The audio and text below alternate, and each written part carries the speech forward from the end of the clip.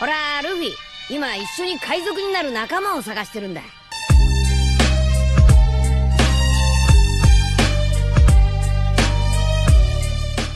Hello guys, welcome to my channel The Wandering Zoro, your go-to destination for anime-related content.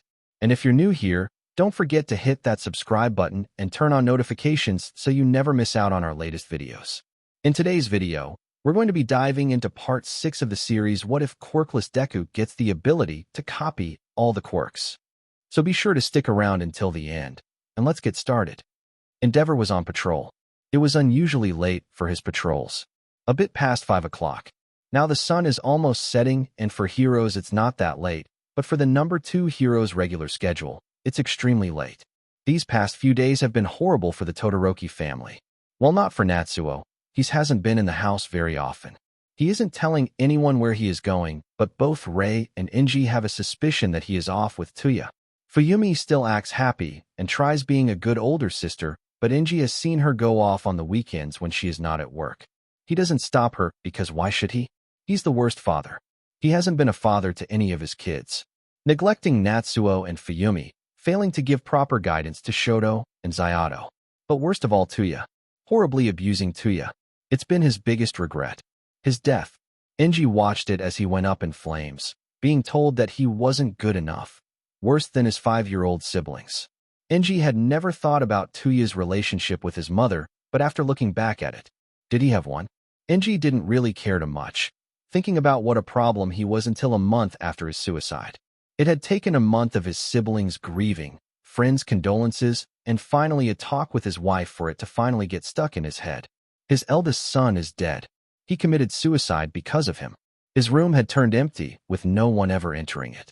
Well, until Inji caught Fuyumi went in there late at night. Inji followed her, but remained quietly at the door. He watched her walk over to the closet and opening it, revealing a shrine of Tuya. Inji watched as his daughter cried, but happily talked with Tuya like he was there, asking him for help to pass her final year of high school. Not wanting to cry and alert Fuyumi that he was listening, he walked away and went outside. He's never visited the shrine because he didn't feel he had a right to. It was just for Fuyumi and Natsuo, the 2 people that Tuya didn't despise. But now he was alive. He never died. Inji isn't sure how, but he thinks that Tuya might have faked it. He isn't sure, but he wouldn't blame Tuya if he had done that. Any means necessary to escape home. Him and his wife had remained silent about Tuya being alive. But Rei was oddly persistent that it wasn't him, that it couldn't have been him. Inji wasn't sure why, but he knew it was. Tuya ending up at their house with Natsuo and Fuyumi seemed to convince her though that it in fact was him. Inji sighed as he walked along. He does care about his eldest son now, but what right does he have to talk to him? If he doesn't want to be anywhere near him, then he has that right too. He lost his right to call himself a father when he first started training Tuya. Boy, how much for the stuff, man. Look, I need it.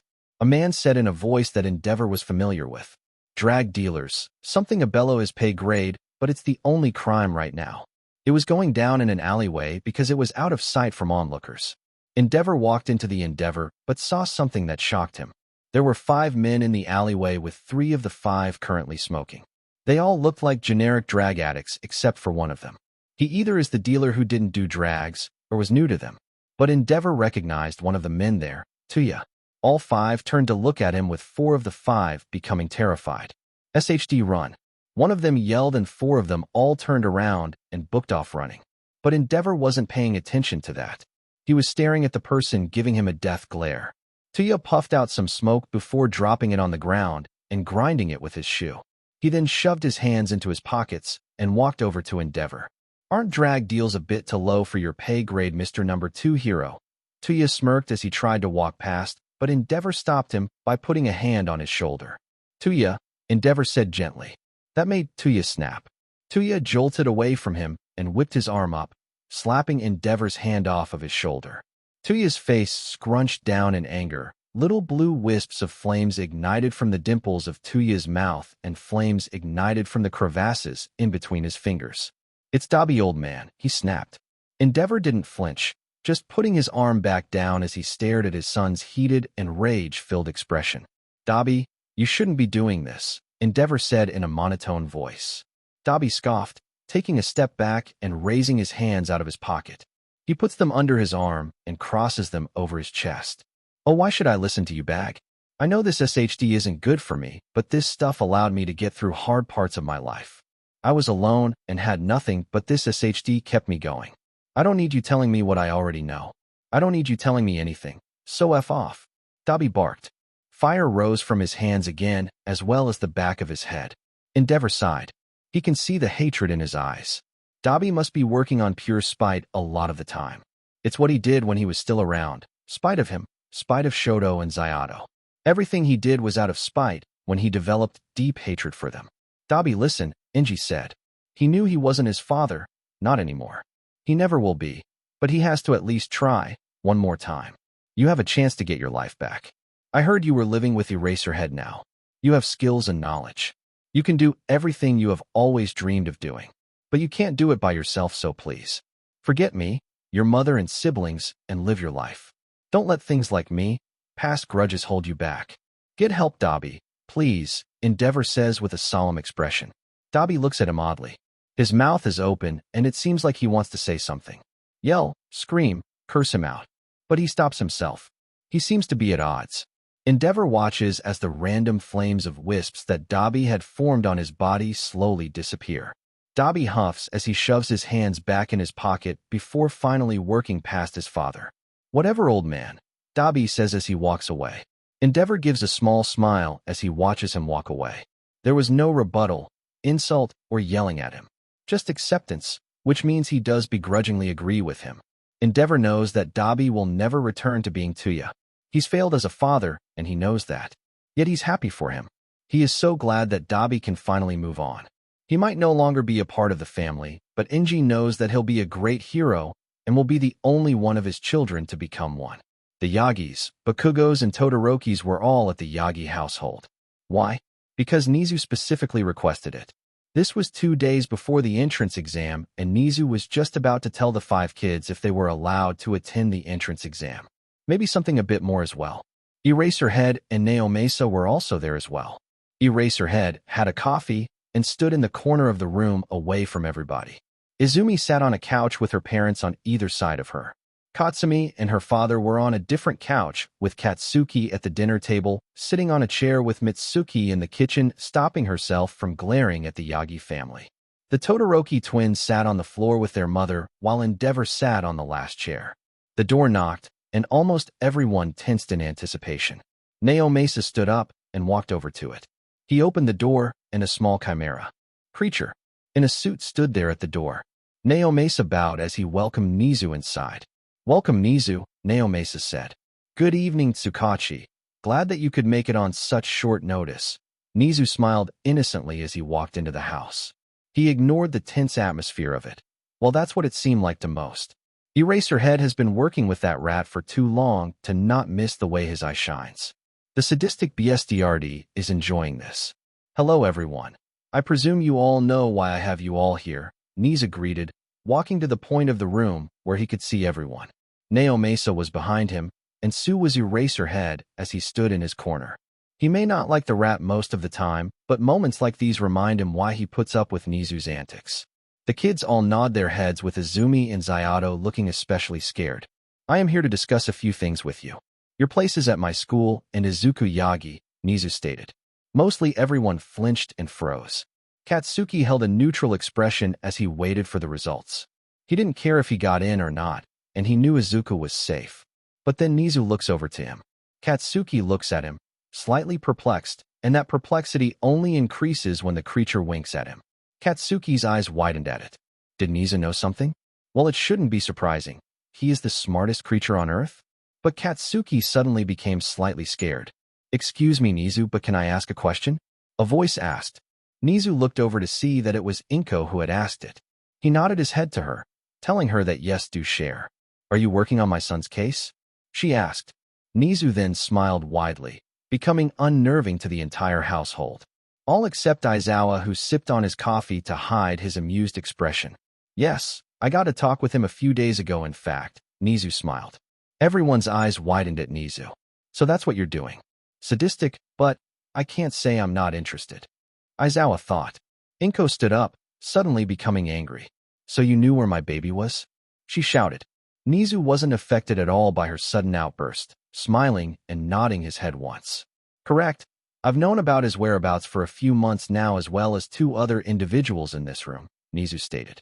Inko's eyes widen, and so do a lot of other people in the room. They immediately look over to Naomasa, who is looking over to Eraserhead. They then look to him, who is looking at Nizu inquisitively. 2 of us. Eraserhead questions, sipping on his coffee. Nizu hums as he grabs something out of his pocket. There were 2 pieces of paper folded up, and he grabbed one, palming the other in between his paw. Yes, and after this, other people should know who the second person is, Nizu said. Katsuki became very worried. The wink from Nizu before meant he knew something. He knew that Katsuki also knew where Izuku was. You obviously all know the vigilante duo Hope and Carmilla, Nizu stated. Tashinori cringed at it. Lowering his hand down over his ribs that are covered in bandages, we figured out who they both are. The house brightened. Especially the Yagi family, as Hope is the one with all for one, meaning Izuku will no longer be at risk if he is detained.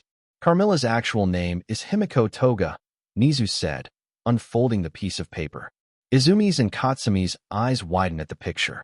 It was a girl with 2 messy buns of blonde hair and cat-like amber eyes. She was about their age and had a weird and wide smile. Izumi and Katsumi, however, recognize her. She is the person that Katsuki was hanging out in the mall that one time. SHD, Katsuki cursed under his breath. Katsumi instantly pushed herself out of her chair and glared over to Katsuki. He kept his cool, looking at the picture and at Nizu, ignoring the eyes of the 2 girls and the confusion of the others. You know her. Did you know she was a vigilante? Katsumi shouted. Katsuki growled, curling his hands into fists. He wasn't going to lash out. He made a promise to himself that he would keep his cool, even when others deserved an explosion to the face. Nizu, he said with a voice clearly strained of anger. As he said the sentence, he looked over to Katsumi with a glare. Who is Hope? He asked. The house were all shocked as the 2 siblings glared daggers at each other. All but Katsuki and Katsumi looked back to Nizu as he chuckled in amusement. He then started to unfold the other paper. Well, this is what they look like. White hair, red horns, random patches of purple skin, metal teeth and nails, bright green eyes. Their name is also Izuku Yagi, Nizu said, smirking. The house gasped as they looked in the picture. Katsumi, who was still glaring at Katsuki, her eyes widened at the name as her face dropped and looked over to the picture. They wanted to deny it at first. With all of the features, it couldn't be Izuku. He was quirkless in the first place. How could he have the all-for-one quirk? But the features were undeniably his. Slim figure, bright smile, emerald green eyes with sincerity and kindness in them. That person was undoubtedly Izuku. So he met all for one? Tashinori asks shakily. Nizu chuckles lightly and shakes his head. Oh no, he says his quirk is genetic and it is very likely he is telling the truth, Nizu answers. Once again, the entire house all stare at him in shock and disbelief. You had one for all when you conceived him, and since one for all was first brought into existence by all for one's brother, so you have parts of his gene. He also had quirkless symptoms because of you as well, Tashinori, as you were quirkless yourself. Because of the constant repetition of you 5 kids, Izuku himself believed he was quirkless, so he subconsciously suppressed his quirk until now. Nizu smiled. The entire house was stunned silent. Izuku always had a quirk? How is that possible? A quirk that could take the power of other quirks? It just doesn't seem possible or reasonable. Yet all the evidence lines up. Izuku is the vigilante Hope and now has multiple quirks. That still doesn't explain why you kept Izuku's whereabouts a secret, Katsuki. Katsumi shouted. Her palms started to glow as she stared at Katsuki, who was heatedly glaring at her back. Why? He mocked like the answer was the most obvious answer. Why? He asked again, raising his voice. Katsuki then slammed his hand down on the table as he stood up. Because we ruined his Fing life. I ruined his life. What right did I have to take away happiness he finally got? USHDS have no right to be angry at me. They did the same thing because it was the right thing. Katsuki shouted, pointing at Eraserhead and Nizu. Ga! Katsuki shouted as he felt his body being squeezed. He was lifted off the ground with a light pink hue around him. He cracked his eyes open to see Inko's hair flapping around in the air.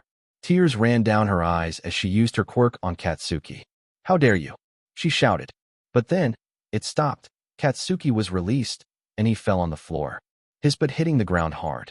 Inko was confused but then felt a cloth wrap around her. She shrieked as she felt herself get yanked, her feet not moving from the ground and her hitting the floor. She looked up to see Eraserhead, his hair floating and his eyes glowing red, but his face still solemn and serious. How dare you, Green Tornado?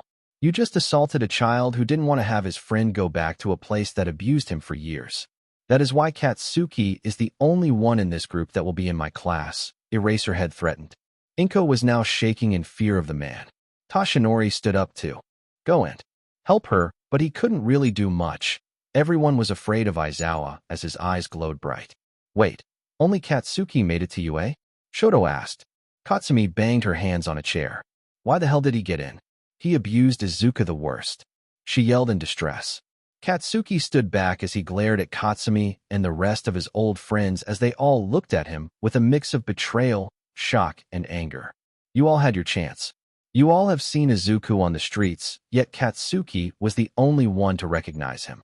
Also, we had all a villain rehabilitation vote if you guys should be allowed to go to UA. All of you got less than 30% yes, except Katsuki, who had 100%. This includes the supervisors. So my decision is that Izuku will remain where he is, and that Katsuki is allowed to attend UA, Nizu says with a sickening smile. Katsuki stood next to Nizu at the side as he and Eraserhead argued with the Yagis, Katsumi, and most of the Todorokis. His relationship with them is now officially destroyed.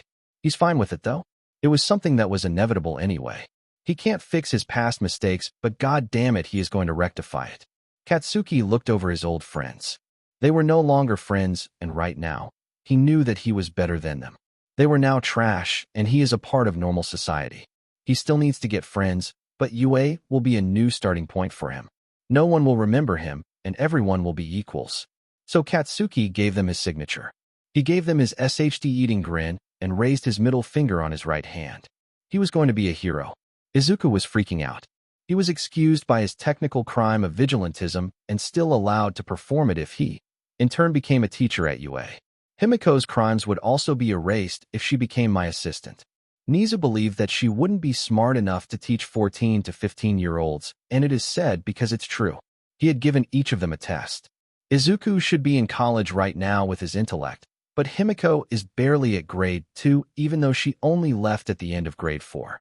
But Izuku understands it. A girl with no friends, always called a psycho and battling a mental battle of constantly wanting to rip the hearts out of everyone, and probably a bunch of other mental problems. It makes sense that she wasn't good in school. But after Himiko had calmed down about the fact they knew she was a murderer, she became so excited. She would get to have new friends and always get to hang out with Izuku, which seemed to have her bouncing around on the ball of her feet constantly, which made Izuku smile. But that didn't take the pressure off of Izuku at all. He would be the heroic teacher for the junior classes, Class 1A and Class 1B. He needs to find a schedule and help kids his age become heroes. But then something hit him as well. He'll be helping Katsuki become a hero as well. Someone who he has looked up to and wanting to see become the #1 hero as long as he remembers. Izuku would have been happy to be his sidekick. But now, he was going to be his teacher. He wonders how that will turn out. Hey Snow Cone, you worried about teaching at UA? He heard Dabi ask. Izuku looked up from his spot on the caravan steps. Himiko was inside asleep. Although it wasn't late, he didn't expect anyone to come around. Oh hey Dabi. Yeah, it's just freaky and crazy, Izuku said, looking back down. He then chuckled. Who knew my life would turn out like this? I mean, I'm happy, Izuku said with a smile. Dabi nodded his head. He then walked over to Izuku and sat down near him. Izuku looked over to him, his head still pointing down, but noticed something. Is that an electronic vape? Izuku asked. Dabi was currently smoking a thick metal cigarette with clear mist coming out. He looked over to Izuku and sighed when he took it out. Yeah, it's only water vapor though. I'm trying to quit, but having to constantly charge this is a pain, Dabi said. Izuku looked at him in shock. He didn't think Dabi would quit anytime soon, but after a second, he started to laugh. Only Dabi would complain about having to charge his vape. What made you try and quit? Izuku asked as he knew Dabi was a stubborn person. Dabi scoffs and looks up at the sky. He leaned back and put his hands on the ground behind him. He wasn't about to admit it, the real reason why he decided to quit. not even to himself. I can get a proper hero license in a few months if I can keep out of trouble, Dabi admitted. Izuku's eyes widened. He got up and hugged Dabi, who laughed at his reaction. That's awesome, Dabi, Izuku said happily. Dabi hums and pats his head. They sat in silence for a few minutes, just staring into the stars. You know I never thank you for the adapt quirk you gave me, Dabi said. Izuku looked over to him, shocked at his sudden words. But he smiled nonetheless. It's fine, Dabi, you don't need to, Izuku said, but Dabi shook his head. What are you on? This quirk is also fantastic for my quirk to stop me from killing myself. But also, it has allowed me to heal myself slightly as well, Dabi said, holding up his arm to Izuku. Izuku did notice what he was talking about. His wounds have healed, but only slightly, but maybe in some time, he can look normal again. But then a thought crossed Izuku's mind, one he had completely forgotten about. When he had given Dabi adapt, he remembers not being able to handle his quirk. He didn't want to take his quirk, but Izuku doesn't think he could even if he wanted to. It hurt. No other quirk had impacted him like that. He also watched as Dabi's quirk attacked the adapt. Izuku has a theory and wants to test it. Hey Dabi, can I test something real quick? Izuku asked. Dabi turns to him with a raised eyebrow. Do I get hurt? He asked skeptically. Izuku shrugged. Maybe, maybe not, Izuku answered vaguely. Dabi sighed. He leaned back on the ground and shut his eyes. Whatever, but if I accidentally ignite you on fire, blame yourself, Dabi said. Izuku nodded his head. He reached over to Dabi and placed his hand on his chest, then activated his quirk. Izuku dived into Dabi. He looked over to his quirks. Dabi still had 2 quirks, but his original one seemed to be violently attacking adapt. It looked a lot different when Izuku had first seen it. It looked a lot sturdier and larger than when Izuku first had it, but it looked like it had adapted to the burning sensation of the quirk's core. How interesting. But what Izuku was most interested in was the fact that Dabi's quirk attacks others. So what Izuku did was put a 3rd quirk into Dabi. It was his most useless quirk, retardant.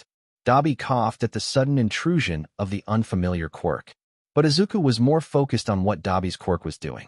It attacked the retardant quirk violently, and Izuku watched as within seconds, the quirk was destroyed. Dabi was breathing heavily. Izuku came out of him and looked over with a sparkle in his eyes. Oh my god. Tuchan, guess what? Izuku said happily. Dabi growled as he glared over to the hyperactive teen. The hell did you do to me? Dabi asked, ignoring Izuku's question. Izuku, not being deterred, smiled brightly. Your quirk destroyed one of my quirks. I have never seen a quirk like that. It's like a quirk destroyer, Izuku said excitedly. Dabi groaned and put a hand over his eyes. Izuku was about to say something, but the door to the caravan opened. Himiko had opened the door. She yawned. Izuku blushed at how little she was wearing. Izuku, come to bed. We have to go watch the entrance exam tomorrow, she said in a drowsy voice. Dabi laughed and pushed Izuku towards her. He yelped as he tripped over, trying not to slam into Himiko. Go have fun with your girlfriend snow cone. I'm going to go annoy Eraserhead, Dabi said, standing up and brushing himself off. I'm okay, bye Dabi, Izuku said as he got off, waving to him. Himiko yawned again and grabbed Izuku by the back of his shirt. She didn't say anything as she pulled Izuku inside and closed the door behind her. Katsuki looked up at the gate of UA. In front of him was the huge building he's been waiting to go into since diapers. The Academy of Hero Hopefuls, UA itself. Right now, he is about to take the entrance exam. The last few days have been hectic. He hasn't actually been in the house much just so he can avoid Katsumi. She has been furious with him along with the rest of her group. Katsuki understands, but 100% blames her. They all could be standing with him right now, but they all made the choice not to change. Once he imagined all of them walking into UA as the Big Five, uncontested the best students of the school. Anyone tries proving them wrong would get an explosion to the face. But now, he stands alone. No Izumi or bi-colored twins with him or his annoying sister. Just him. He will start from a blank slate. Make amends with the people who don't know him. It will be a hard process as Katsuki knows he isn't a good person. But he was given the chance to change. By Izuku, by Eraserhead, and by Nizu. Katsuki knows more than most people. He knows that Eraserhead will be the homeroom teacher of Class 1A, and he'll be watching him like a hawk. If Katsuki would ever do anything like bullying again, even mildly, he would be immediately expelled. It was supposed to be a threat, but Katsuki didn't care. Not of the threat because he agrees with the punishment. If he ever returns to what he was doing before, then he should be expelled. But that doesn't make Eraserhead any less scary. Katsuki took a deep breath and then took strides into the school. No one knows who he is, and he likes that. He walks over to the entrance. But then something unimaginable happened. Katsuki tripped on a small rock. Katsuki braced himself to hit the ground, but he never landed. Opening his eyes, he appeared to be floating. Sorry, I didn't ask you for permission to use my quirk on you, but I presumed you wouldn't mind. Tripping on the first day is bad luck, a sweet voice said to Katsuki's left. Katsuki looked over and saw a girl. She had brown hair cut in a bob cut. Her cheeks were rosy red like a blush, and she had large and bright brown eyes. Katsuki nodded his head and turned in air so that his feet were hitting the ground. The girl put her fingertips together, and Katsuki was let down. Thanks, Katsuki says, standing back up. The girl smiled sweetly. No problem. I wish you luck at the exam. The girl said before turning around and walking away. Katsuki smiled and walked after her. She's cute, Katsuki thinks. Izuku and Himiko had no time to rest as they walked to their next class. They walked along happily together, their arms linked through each other.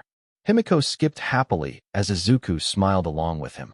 Except Izuku was frowning slightly. He took a lot of that lesson just learning the name of his students, and he still doesn't know some of their quirks. Don't get Izuku wrong.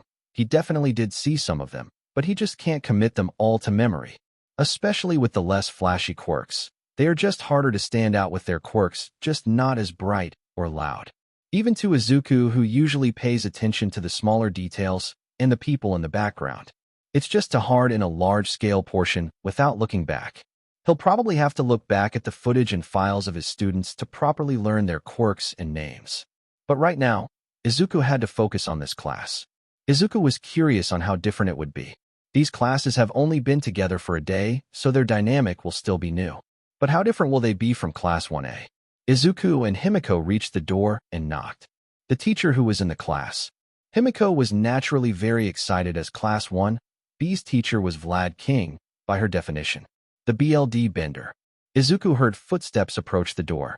The door opened inward, and before Izuku could process it, Himiko zipped in. Seiki-kun, can I have some of your BLD? She asked happily. The man sighed and looked over to Izuku. Izuku instantly rushed in. He grabbed her arm and pulled her back. Sorry, Vlad King, Izuku apologizes. He then leans closer to Himiko. I thought we talked about this, Izuku whispers sternly, which only receives him a giggle. Izuku rolled his eyes before looking over the class. They all had wide eyes as they looked at the two. Izuku couldn't tell because they were their age or because of Himiko's request to drink Vlad's BLD. But it is most likely the two. Izuku looks around the class. The first thing Izuku thinks of this new class is that it is extremely dull in comparison. Class 1 were all extremely colorful. Bright red and yellow hair. 2 different shades of purple with several strange mutations. Especially Ishido with her bright bubblegum pink skin. This class's color were dull in comparison. When Izuku looked around Class 1A, his eyes were drawn to several of the students. However, in this one, Izuku's eyes were drawn to the boy with pitch black skin and white hair. His eyes then traveled to the extremely hairy boy, then the one with holes in his face. After that, Izuku had to look to find features. On the other side of the classroom, Izuku spotted a boy with a very wide mouth showing his weirdly shaped teeth. It looked like a popular manga series Izuku has seen, but has never had the chance to read. The next was a girl with vines for hair, then a girl with large horns. Lastly was a person whose head was a speech bubble. How did Izuku not notice that before? Same with the boy with a bug-like face. Are those our heroics teachers? The boy with the bug face asked. Izuku straightened himself. He patted Himiko on the head in order to keep her calm. He smiled at the class. Yes, if you watch or listen to the news, you may know us. I am Hope, and this is my partner Carmilla, Izuku smiled. The class collectively gasped at them. Same reaction as Class 1A. What are villains doing here at UA? A boy with blonde hair and sunken eyes asked shocked. Izuku frowned at that word he used. Villain. He isn't a villain. Actually, a lot of people labeled as villains don't qualify as villains. Just desperate. Izuku took in a breath and continued. We cannot discuss our reasons for being here currently, but we are your teachers. If we, Well, Izuku paused, looking over to Himiko, who was looking up at the ceiling and moving her head around in some sort of daze. If I wasn't qualified to teach you all, I wouldn't be here. Now everyone grab your gym uniforms and meet me and Carmilla at the ground gym, where I'll go into further detail about our first lesson. Izuku smiles. He then turns around, grabbing Himiko's hand and dragging her out of the room. Izuku reaches ground gym with Himiko right next to him. Then they wait patiently. A few minutes later, the class filters in. Izuku smiles at them, but notices something. A few of the students seem to be glaring at them, not happy about them being here. Izuku guesses that it's because he is a villain in the eyes of the law, but it is a stark contrast in comparison to Class 1A. Other than maybe Ida, the class was not hostile. They were mostly scared, but Eraserhead may have a Part 2 play in it. But just the tone of the class, while Izuku went around and spoke with them, none of them seemed angry or hostile towards him, passively or directly. But this class is different. Izuku can see 6 students looking at him with either disgust or confusion. The bug boy, the blonde boy with sunken eyes, a girl with short black hair and a mostly expressionless face, a boy with dark green hair braided into a long ponytail, a relatively plain boy with dark brown hair, and a girl with vines for her hair. Izuku frowns at that, but quickly changed his expression to a smile. Well, hello class. Welcome to your first heroics lesson. Izuku smiles. Izuku then stops when he hears a scoff. That's bullshit. You're a villain. He hears someone snarl. Izuku looks to the voice and sees it is the kid who looks like a bug. Izuku sighs and frowns at him, forcing himself to not get angry at his childish outburst. Please be respectful, and like I said before, the reasons why I am here are something I am not allowed to discuss yet. I may be able to reveal it later on in the year, Izuku says. Now, getting on with the lesson. You first need to know how to fight. Now, does anyone here know any quirkless martial arts? Izuku asks. 2 hands raise. One of them was a girl with orange hair done into a ponytail down the side of her head, and the second was a girl with light blonde hair with 2 large horns at the top of her head. Wait, what the F? Quirkless martial arts? We're trying to be heroes here, and you want us to practice quirkless SHD? The boy with the bug attributes spoke again. Izuku paused at this. Izuku felt his eye twitch, and he felt anger bile and rise up. But luckily for him, Izuku didn't have to lash out as Himiko stepped up. Excuse me? You won't be able to use your quirk in every situation, and if you can't fight without it, you're a useless hero. Some quirks still require you to fight in close combat, so some students here will still need quirkless martial arts. Himiko defends. 1B definitely do agree with Himiko or Carmilla's statement. Even the students who Izuku saw frowning or glaring at him agree with Himiko's statement of that quirkless martial arts is a necessary component of being a hero. But this boy just does not agree. No, we had to fight robots to get here. A quirkless person couldn't beat them, but we could. The boy shouts. Izuku frowns again. He does agree that the heroic part of the entrance exam is extremely biased. But the Bloody Hero Commission will not allow for Nizu to change it. It's infuriating as so many kids who aspire to become heroes, but their quirks aren't very destructive. Well, if you're that single-minded, how about we spar? If you can beat me with using your quirk while I don't, we can work on your quirks instead. Himiko smiles. The boy growls in response. He steps forward away from the rest of his class. Hold on, let's just follow the lesson, the girl with orange hair suggested. However, the boy just ignored her. All right then, let's go, he shouts. The boy raises his arms, and 2 large blades form out of them. A cool quirk, Izuku supplies in his head. The boy rushes towards Himiko with razor wings from his arms. Himiko smiles as she gets down onto a fighting stance. Himiko charges at the boy. The boy leads out, slicing his blade from his right arm in front of him. He extends the blade, making it a lot larger. Himiko smirks and raises her left foot. She then slams it down on the blade. The boy yelps as he jolts to a stop as his arm drops to the ground. Himiko then charges forward. The boy swings his second blade. Himiko jumps, twirling through the air to dodge it. She extends out her hand, going to punch the boy. However, what she didn't expect as a blade to shoot out of his face. Acting quickly, Himiko slaps the sudden blade that shot out of the boy's face and pushed herself away. The boy tripped onto the ground and landed on his stomach, while Himiko rolled on the ground and got back up. She laughed at the boy as he pushed himself up and turned angrily at Carmilla. Well, I wasn't expecting that. Himiko laughed before she lunged forward again. The boy shouted as he pushed himself up. He pushed his arms together and allowed a large blade to protrude from them. Class 1B gasped in worry while Izuku was hardly phased. The boy slammed the blade down, which Himiko easily avoided. She continued to charge at the bug kid, who was currently retracting his blades. Once he only had little time left before Himiko would attack him. The boy stuck his knee out and fired a thin blade from it towards Himiko. She laughed as she gracefully hopped over it. She spun around and kicked the boy square in the face. He yelled as he fell over, groaning and clutching his face. Izuku found this his opportunity to step in. Alright, that's enough. Can somebody help him up? Now, does anybody else have a problem with quirkless martial arts? Izuku asked. He looked around and saw that no one was standing up. Izuku smiled and clapped his hands together. Great, now everyone get a partner. Izuku announced happily. He smiled as the class quickly started partnering up. He turned around to Himiko. She smiled at him and gave Izuku a thumbs up. Izuku chuckled and rolled his eyes. If anyone should be afraid of the vigilante duo, they should be afraid of Himiko, not him. Izuku was at school the next day. Himiko was with him as well, but currently she was helping with Midnight to do something. Honestly, Izuku thinks that she isn't really helping with anything. It's just an excuse for the two to hang out. Izuku still hasn't got to Midnight's weird childish side. It is quite similar to Himiko's, but the main difference is that Himiko is 15 while Midnight is 30 years old and commonly makes SXL references towards almost everything. Izuku was currently in the staff room with a laptop lent to him by Nizu. Currently, Izuku was watching over the entrance exam footage. He was watching his two classes' students and how they are using their quirks. Ibara Shiozaki was using her quirk to hold robots in place. With how young she is, she seems to have excellent control over her quirk, which makes Izuku wonder how her parents act towards her.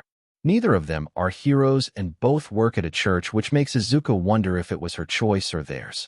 Her vines could stretch at least 150 meters from what Izuku could observe, however they don't seem to have a lot of power. She used them to constrict robots in place and stop them from moving, but that took quite a few vines, even from the weaker robots. She only properly destroyed 2 robots, but subduing them in place still counts in destroying them. Shirhai Kawaro has a quirk called Black. It's similar to his friend Akito. He has pure black skin and a quirk that only works in darkness. The difference, though, is that Akito can teleport in darkness, while Shirhai merges into darkness. From what Izuku read on his file, Shirhai can't move in darkness, but it's likely because he hasn't leaned to do it yet. He subdued the robots by merging into the shadows of the robots and flipping off their suches. Speaking about flipping suches, the few other student who did that as their main method in destroying the robot was Toru Hagakure. Her quirk makes her permanently invisible, which must be annoying for her.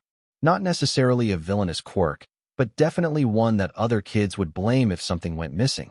The fact that she was invisible meant that the robots couldn't track her. They used movement tracking cameras instead of infrared to not target students. Through walls. As long as she wasn't hit through crossfire, the robots couldn't actually harm her. It's a bypass to the system, which can't be fixed unless the Hero Commission allows it. But Izuku won't complain. It's not a physical destruction quirk like most of the others. Speaking of destruction quirk, Denki Kaminari. It isn't physically destructive, well, except electronics. His quirk is called electrification.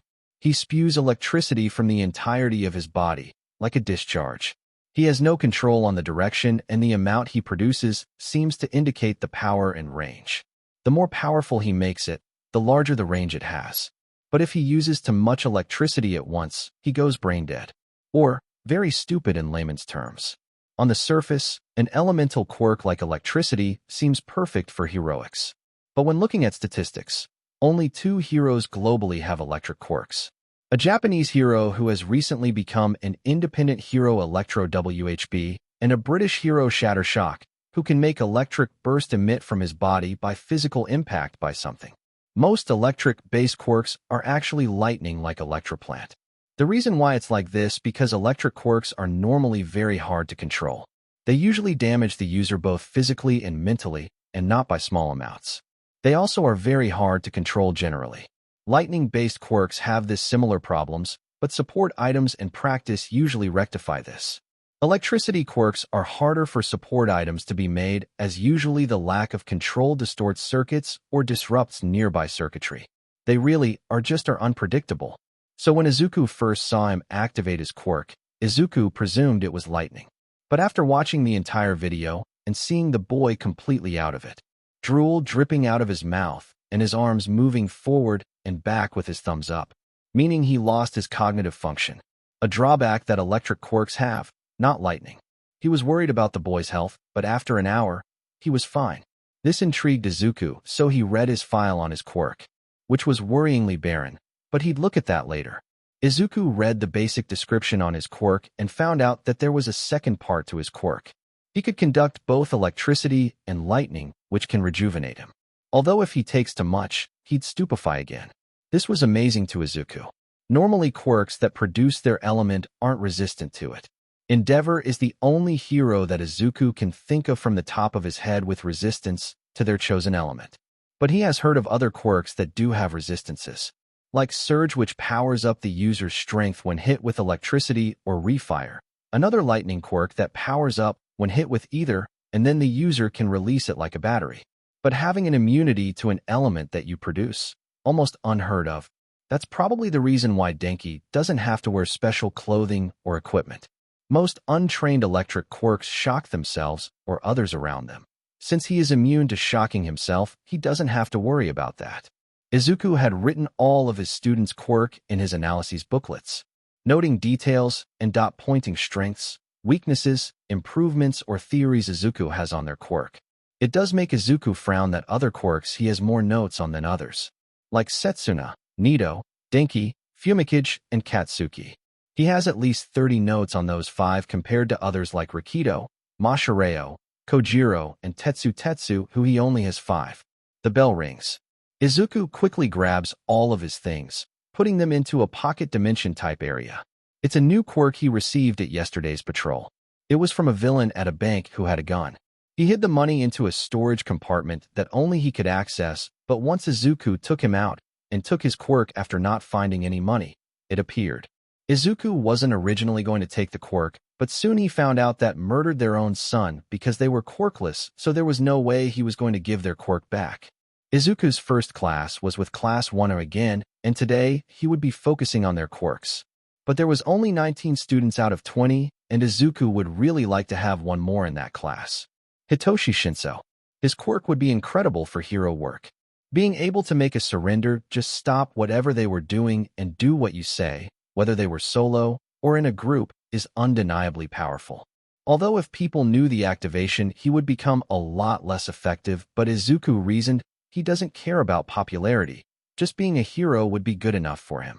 So an underground hero like Eraserhead would work for him. Now there are 2 ways for Hitoshi to get into the heroics course. The first way is the sports festival, but it is extremely unlikely. UA has been a school for almost 3 decades now, and the sports festival has always been a thing, including that rule. In order for a general course student to get into a heroics class through the festival is to place in the top 4 in the tournament. How many general ed students do you think have made it to the tournament phase, not winning or getting to the finals? Just into the even itself? The answer is 3. From those 3, only 2 of them advanced into the heroics course. The first one ever was Midnight herself. Her quirk didn't work on robots and was administered to general education. But she got 4th overall in the tournament, only losing because her opponent was a girl, making her pheromones less effective. The second person was Eraserhead, the only non-heroic student to get 1st place. Even though he had won, the hero teachers at the time were still skeptical whether or not he'd be a good hero, even with his impressive combat skills. Izuku believed that Hitoshi could definitely make it to the tournament. But getting past the first round alone would be tough if his opponent had figured out his quirk. Then after that wouldn't be easy either, as he would have to get past a second person who probably has a destructive quirk to make his life difficult. After looking at him in the entrance exam, it is clear that he isn't nearly proficient enough at quirkless combat like Eraserhead was, so it is unlikely he'd make it in that way. The second way doesn't technically count as him getting into the heroics course, but he gets the heroics class. After the festival, a teacher at UA could take him under his wing and train them. They would lose one of their classes in Gen Ed for the heroics class, which they'd be fine with. But Izuku isn't allowed to do it as it would be seen as him having a favorite student as he is the heroics teacher. So he needs someone else willing enough to take them as their own student. Eraserhead wouldn't mind having another problem child, would he? Izuku walked to the doors of 1A. Himiko caught up to him while he was there, skipping with a wide smile. Izuku could see there was a mischievous glint on her eyes. Izuku decided to ignore it as it would be more interesting and entertaining to let Himiko play out her plot. He just hopes it isn't anything inappropriate by midnight. "Hi Izuku-kun, what are we doing for them today?" she asks, stopping right in front of Izuku with a wide and innocent grin. Izuku smiles back. "Quirk training? Or just figuring out new ways they could apply their quirks," Izuku answered. Himiko liked that answer and nodded. Izuku then opened the door and walked in with her. In tow. The class all looked at the duo as they walked in. Izuku scanned the class. Their overall reaction was better than yesterday. A lot less confused or scared looks. There are still some worried looks. They are getting +1 frown from a certain car engine student. Nonetheless, Izuku smiled widely, putting his hands together. "All right, class, for today's second lesson, we'll be focusing on your quirks," Izuku announced. This shocked the class. Izuku noticed Yaoyorozu tentatively raise her hand, so he called on her. Why are we quickly changing to quirk training after yesterday's quirkless combat?" she asked. "You can't just focus on one thing. I need to prepare you all to become heroes in 3 years, so we need to work on multiple skills at once. These are just the 2 basics you'll learn, but there will be more or less physical activities you'll need to learn along the way. Any more questions before we start?" Izuku asks. The class remains silent with a few of them shaking their heads. Izuku smiles and nods before turning around with Himiko. "Join me at ground beta in 5 minutes in your gym uniforms," Izuku said. "Wait, sensei, when do we get to wear our hero outfits?" Ashido asked, quickly hopping up from her chair. Izuku turns around and shrugs. "When I can trust you all that you won't cause serious damage to each other with your quirks," Izuku responds before leaving the room with Himiko. They walk all the way to one of UA's for battle training grounds. The first one is Ground Alpha, which is the most dangerous ground. There were several cliffs and uneven ground. Overall a difficult training ground, but good for battle environment training. But for beginners, it isn't something that the junior classes will use. Mainly the 2nd and 3rd years. The next ground is Beta, the one that Izuku and Class 1 will be today. It is the largest ground, flat with little obstacles. Trees are near the perimeter with a small cave that really doesn't count as one, but does at the same time. The next one is Ground Gamma, which is mountainside spot. One large mountain with flat spaces in the perimeter that you could jump to if you're at the top. It is indoors unlike the others, for the reason why Izuku isn't exactly sure. The last one is Ground Delta. It is a nice lush greenland with a large lake in the middle. It's more of a pond, but it seems too large for the generic definition of a pond, as well as too deep. Izuku arrived with Himiko and proceeded to wait for his class. Himiko had already set up the ground while he took notes on his class's quirks, leaving 19 robots spread all across the ground with a mannequin next to them with a bag of sand at their feet. Eventually the class walked in. They all looked around and saw the incredibly spaced-out materials. Izuku and Himiko waited patiently for them to get out in front of them. "Hello, class.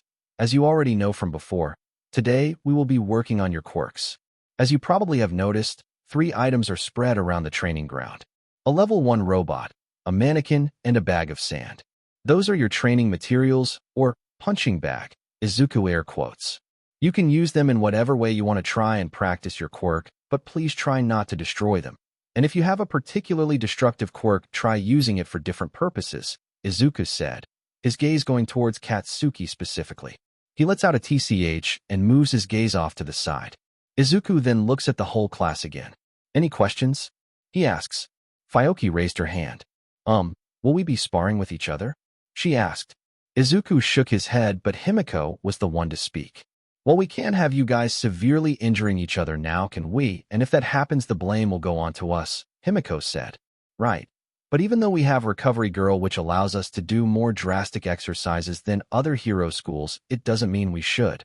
For example, her quirk has a limit and can't prevent death, so allowing you students use your relatively untrained quirks to harm each other is just irresponsible. Does that answer your question?" Izuku continues. "Yes, thank you," she responds. Izuku nods and smiles. He then opens his hands out to his side, gesturing to the entire class. Any others? He asks. No response. All right, everyone find a different set of materials.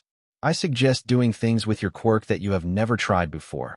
Remember, your quirk is a muscle, and you need to keep using it to let it grow stronger, Izuku said. The class all nod before quickly scattering.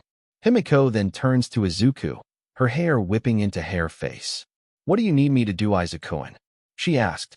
Izuku then put a finger onto his chin and thought. What would he need her to do? Today is more of him explaining possible uses and applications that his students could apply their quirks and future improvements. Himiko can't really do much to help assist that, so he'll keep her around before he finds something she could do. Just follow me and help when needed, Izuku answers. Himiko smiles and nods her head feverishly. Izuku pats her head, which gets a hum out of her. Izuku then looks around for students and heads to the nearest one, which so happened to be Katsuki. Izuku walked over to him with Himiko behind him. Katsuki was one of the more destructive students, easily possessing the most raw power quirk out of the first years. But that doesn't mean it is the strongest. Katsuki also has quite the utility, being able to launch himself as he pleases and create smokescreens as well. Currently, Katsuki was using his quirk to fly. He wasn't great at it, just using his quirk to propel himself upwards while trying to learn how to launch himself horizontally safely. Izuku smiled at that. He walked until he was about below him before he moved his hands to cup his mouth to shout. Bakugo! He yells. Katsuki looks beneath him. He sees Izuku and Himiko standing next to each other. Katsuki points his hands to the side slightly, as lets out tiny explosions to push him slightly. He then let himself drop to the floor, but just before he landed, he let out a large explosion to halt his fall. A cloud of smoke covered him, but soon it settled enough that he could see Izuku and Himiko. He walked over to them. Izuku was smiling at him, while Himiko gave him a glare. He ignores it though, knowing she has every right to hate him. I see you're practicing flying. That's excellent. Is that the only thing you're working on? Izuku asked. Katsuki hums, pointing his chin up. He knows that look that Izuku is giving him. He is expecting something. He wants Katsuki to say yes. Katsuki's eyebrows narrow at Izuku as he tries to think of a response to give him. Because he hadn't. Well, not really, because being able to fly is better than learning how to create proper smokescreens right now. If I can MSTR that, I could use my quirk in several different ways before I start using it for utility purposes, Katsuki answers. Izuku nods his head, but Katsuki can see slight disappointment making him sneer.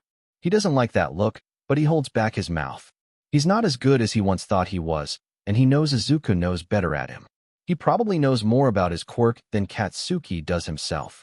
But still, seeing disappointment hurts. Maybe because he first saw it from his mother when she found out that Izuku ran away. Izuku holds Katsuki at a high standard, and if he wants to stay here, he is going to have to go beyond them.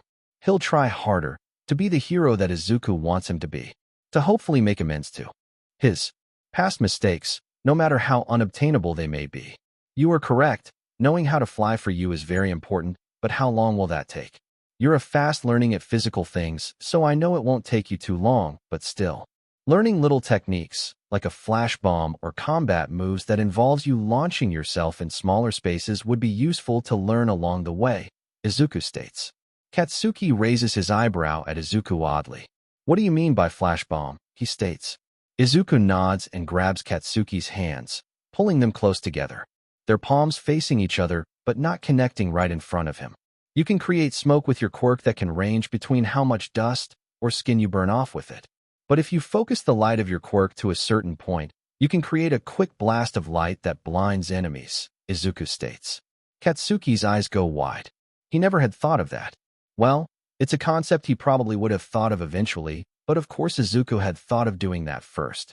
He probably has had that idea some time in elementary school, knowing Izuku. Izuku and Himiko took a step back. Himiko covered her eyes. Do you want to try it? Izuku asks. Katsuki doesn't respond. Instead, he turns his head to the side and further distances his face from his hands. He squeezes his eyes shut before letting out an explosion in between his palms. A loud bang rings next to Katsuki, but he's used to it by now. Even though his eyes are squeezed shut, a flash of bright light still pings in his vision.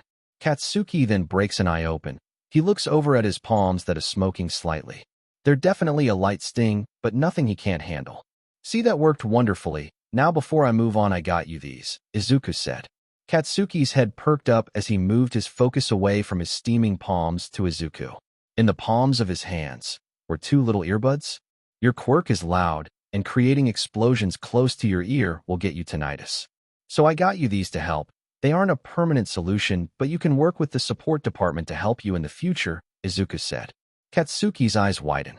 Slowly, Katsuki takes the earbuds from Izuku's hands and gently holds them in his. Funny, Katsuki thinks as a small smile makes it to his face. He remembers a 5-year-old Izuku tell him a similar thing, that his explosions are going to make him deaf in the future. But little old him and already developed a god complex. He blasted Izuku in the face and told stupid Deku to shut up and don't tell him what to do. Izuku then turned around with Himiko doing the same. Oh, and one more thing. Change up your style. For as long as I've known you, your starting move is a right hook. Do something else. Izuku smiled before walking off, Himiko sending a glare at him before turning away. Katsuki stares down at the earbuds in his hand. He then places them in his hair. Everything just stops. Katsuki looks around, and he can't hear anything. Katsuki claps his hands, and again, no noise. These are incredible. Katsuki smirks. He lowers his hands to the ground, and they start to glow. He then pushes himself up off of the ground, but not very far. He flies through the air, spinning until his body is now the wrong way up. He reaches his hand down and grabs the mannequin's head. He continues to fly himself over the mannequin. Katsuki then falls to the ground, the mannequin tipping over. Katsuki lands on his feet and slams the back of the mannequin's head into the ground. He smirks. Focus on the little things. Izuku walks over to Mashireo, who was the next closest. Himiko was skipping behind him. Mashireo currently had the robot holding the bag of sand while he acrobat around and slamming his tail into the bag of sand, either by flipping or spinning. He stopped when he saw his two senseis walking over to him. Oh, hello, Hope and Carmilla sensei, Mashireo greeted. Good morning, Ojiro. What have you been doing? Izuku asks, looking over to his robot and bag of sand. Ojiro does the same. Oh, I was just practicing techniques with my tail, as it's quite powerful, Mashireo answered. Izuku nodded. He looked down to Mashireo's tail and definitely could see that it was muscular, especially in comparison to the rest of his body, which is still muscular but lean. A thought then popped into Izuku's head. Hey Ojiro, can I test something about your quirk? Izuku asked. Ojiro gave him a strange look but shrugged and nodded. Sure, what do you want to test? Mashireo asked. Izuku stood up and stretched his leg out. Can you try squeezing my leg with your tail? Don't worry, I can heal any damage you do to it, Izuku answered. This made Mashireo's eyes cross and look over to Izuku very confused. Himiko put thumbs up behind him. Mashireo shook his head and took his breath. Ah, sure, Mashireo answered. He bent down and aimed his tail at Izuku's leg. He stretched it out and had it wrap around his leg. Then Mashireo started squeezing it. Izuku bit his lip as he felt his leg convulse. About 7 seconds passed without anything happening before Izuku felt his leg dent slightly. It wasn't a lot, but it told Izuku something. That Mashireo's tail has the ability to bend solid iron, and with a bit of work, could probably do it better. All right, Ojiro, you can stop, Izuku said. Mashireo huffed as he unwrapped his tail from Izuku's leg. Izuku quickly fixed his leg with his quirk before healing himself, just to make sure there was no internal damage done around his leg. Wow, your quirk is incredibly strong. Do you do exercises to increase the strength of your tail? Izuku asked. Mashireo looked at Izuku stunned before rubbing the back of his neck. Oh no, I don't have a reason to. My tail is naturally this strong, Mashireo responded. Izuku sighed and shook his head. But it can be stronger. You see, my bones are metals, and you managed to dent them slightly. With a bit more strength, you'd be able to crush my bones with your pure tail strength, Izuku stated. Mashireo's eyes widened in shock. Some basic strength routines like pull-ups with your tail or curling with your tail. If you chose to do those, you could do some other exercises as well at the same time, Izuku told. Mashireo was stunned. He had never thought about continuing to boost his tail's strength. By itself, he could knock out people or send them flying to the ground with little effort. But just being able to grip stronger or slam others down consistently would be very nice. Even if it wouldn't make a difference most of the time, facing those 1 or 2 villains who are tougher than average. Izuku could see him thinking and slowly realizing, making Izuku smile. Good. People normally have a very straight point of view. If it ain't broke, don't fix it. It's excusable in kids, but adult heroes who don't focus on their quirks' strengths and never seek to improve don't deserve to have the job of a hero. Then another idea popped into Izuku's head. Mashireo is basically quirkless. Even other class members who don't really have a quirk to use in a fight don't exactly fight quirkless. Mizo has multiple arms and can grow them at a large distance. Toru will fight purely quirkless, but she can hide. She could dance around opponents while they flail around to desperately hit her. She can hide in plain sight or escape without being noticed. She would fight with quirkless moves, but wouldn't use quirkless techniques. Kyoka also acts quirkless. The only add-on she has is her earphone jacks. She can extend them outwards for 6 feet. The only things she could really do were a minor jab that could only affect pressure points effectively and being a weak constrictor. Well, with the base quirk. Kyoka has support items she can use to pump her heartbeat into a speaker that can do several things. Fumikage would fight quirkless, but Dark Shadow wouldn't. Koji would fight quirkless, but would have help from several sources. Tsuyu would fight in a quirkless-like style, but one that incorporates her frog-like abilities, like jumping or her abnormally large tongue. Momo also fights quirkless, but being able to suddenly summon a cannon doesn't feel like a regular quirkless ability. Mashireo has a strong tail. That's it. He would have other techniques that others wouldn't use, but the point is that he's the closest. If he could perfect quirkless fighting, he would be amazing. So Izuku turned to Himiko. Hey Carmilla, could you spar with Ojiro? His quirk has little improvement without a spar partner, and you two did very well against each other before, so how about you give him a few pointers? Izuku asked. Himiko smiled widely, baring her fangs at Izuku before standing up quickly. Of course. Let's go, Aji. Himiko shouted, punching her fist into the air. Mashireo was amused to say the least. He stood up and got into a fighting stance. All right, Carmilla-sensei, let's do it, he responded with a smirk. Izuku smiled as the two started to spar. He shook his head and stood up, walking away to help another student. Izuku went to the next closest student, who was Mina Ashido. A student with bright pink skin, bubblegum hair with black eyes with an amber color along with yellow horns.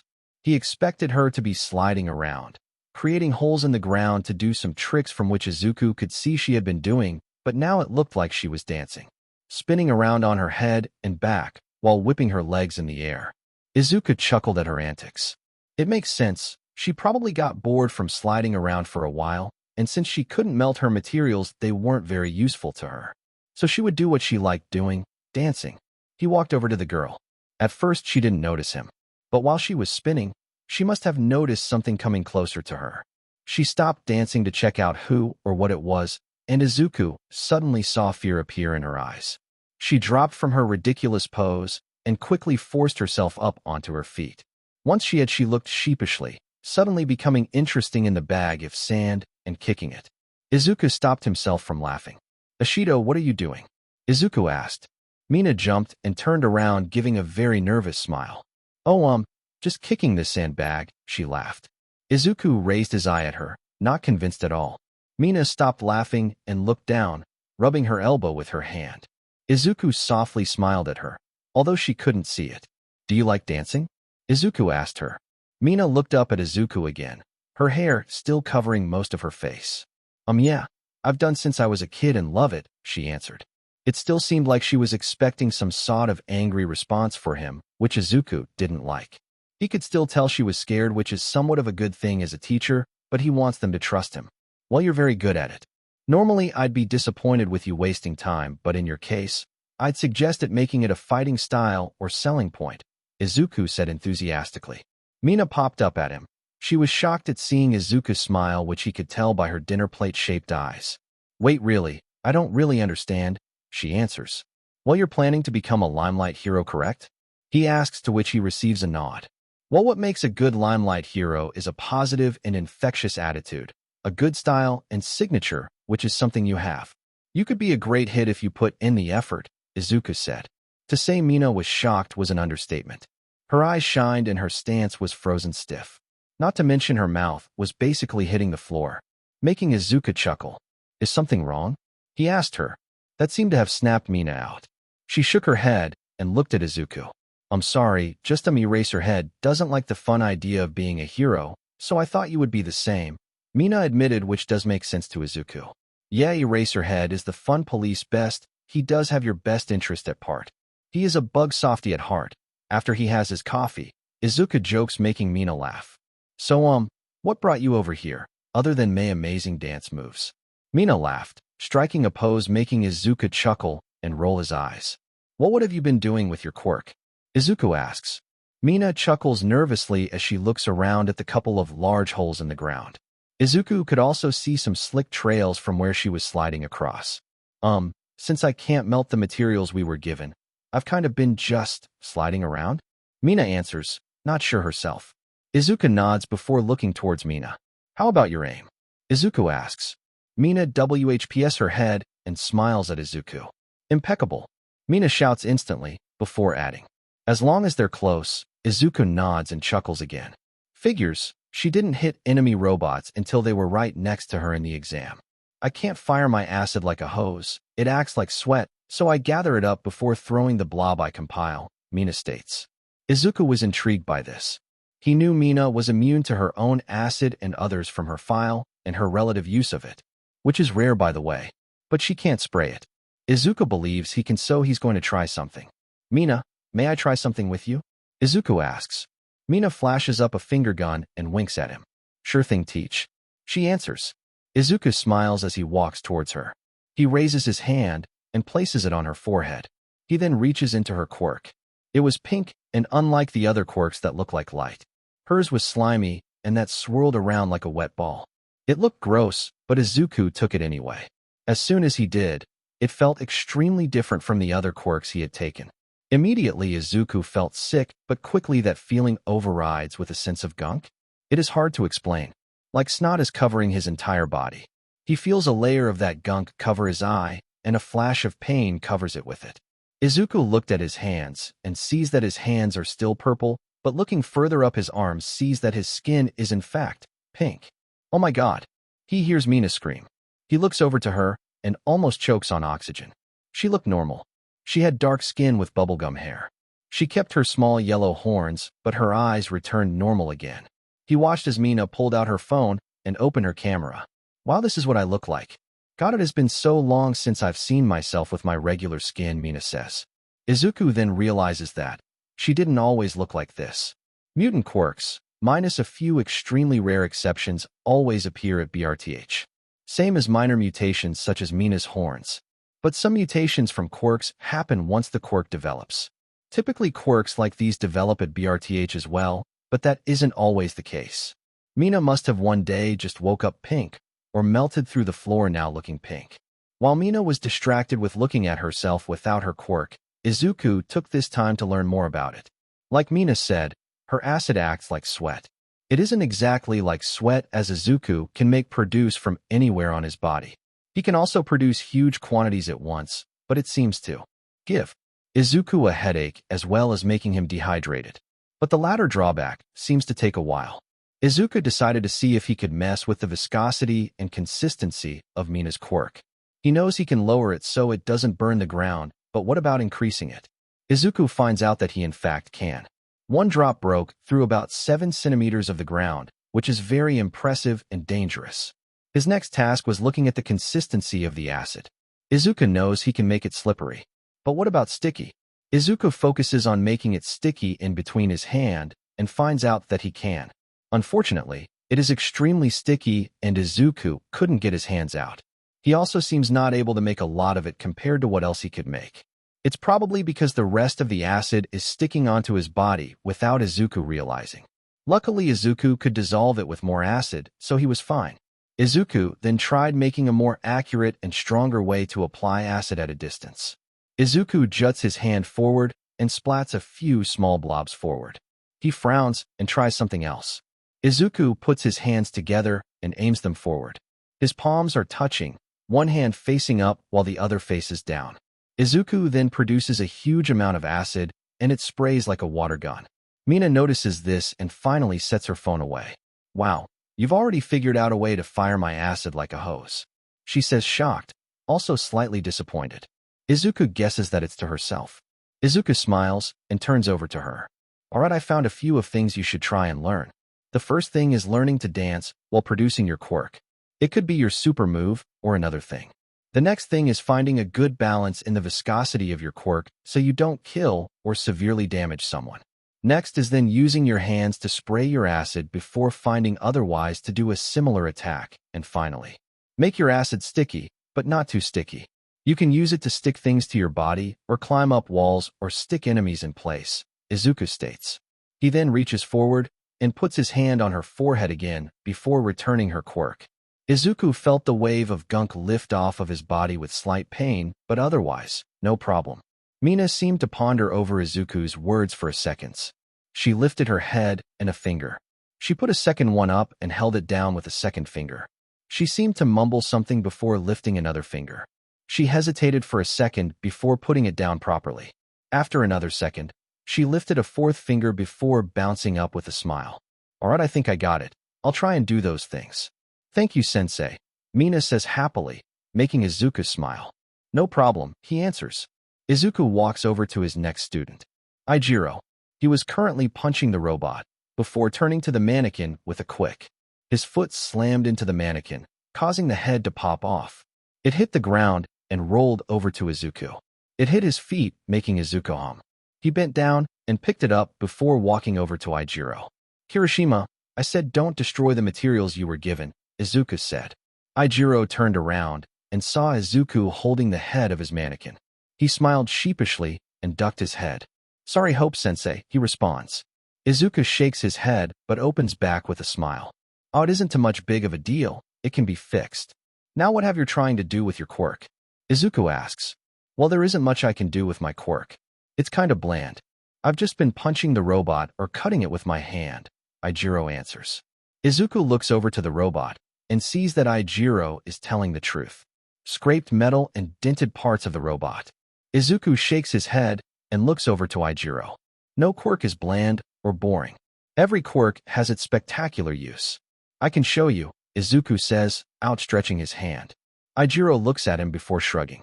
Sure, Aijiro answers, giving Izuku a toothy grin. He puts his hand out and connects it with Izuku's. Izuku dives into Aijiro and finds his gray and beige quirk. Generic colors, but that doesn't make a quirk boring. Izuku snatches the quirk and absorbs it into his one empty slot. Izuku raises his arm and put them out in front of him. His elbows and hands in a straight line vertically. He activates Aijiro's quirk, making him shocked. Izuku frowned and dived back into the quirk, closing his eyes to focus on it.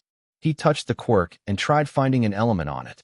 Because if Aijiro made his skin like rock, he would have to be weary of weathering and become extremely brittle while wet in the sun. But Izuku found nothing. He just hardens his body into becoming like steel. Not only that, but Izuku also saw full body in the transformation quirk. This shocked Izuku as he presumed it was only skin that his quirk worked on. But it was Aijiro's entire body, which included BLD and bone, so he could stop himself from bleeding out, which Izuku found so cool.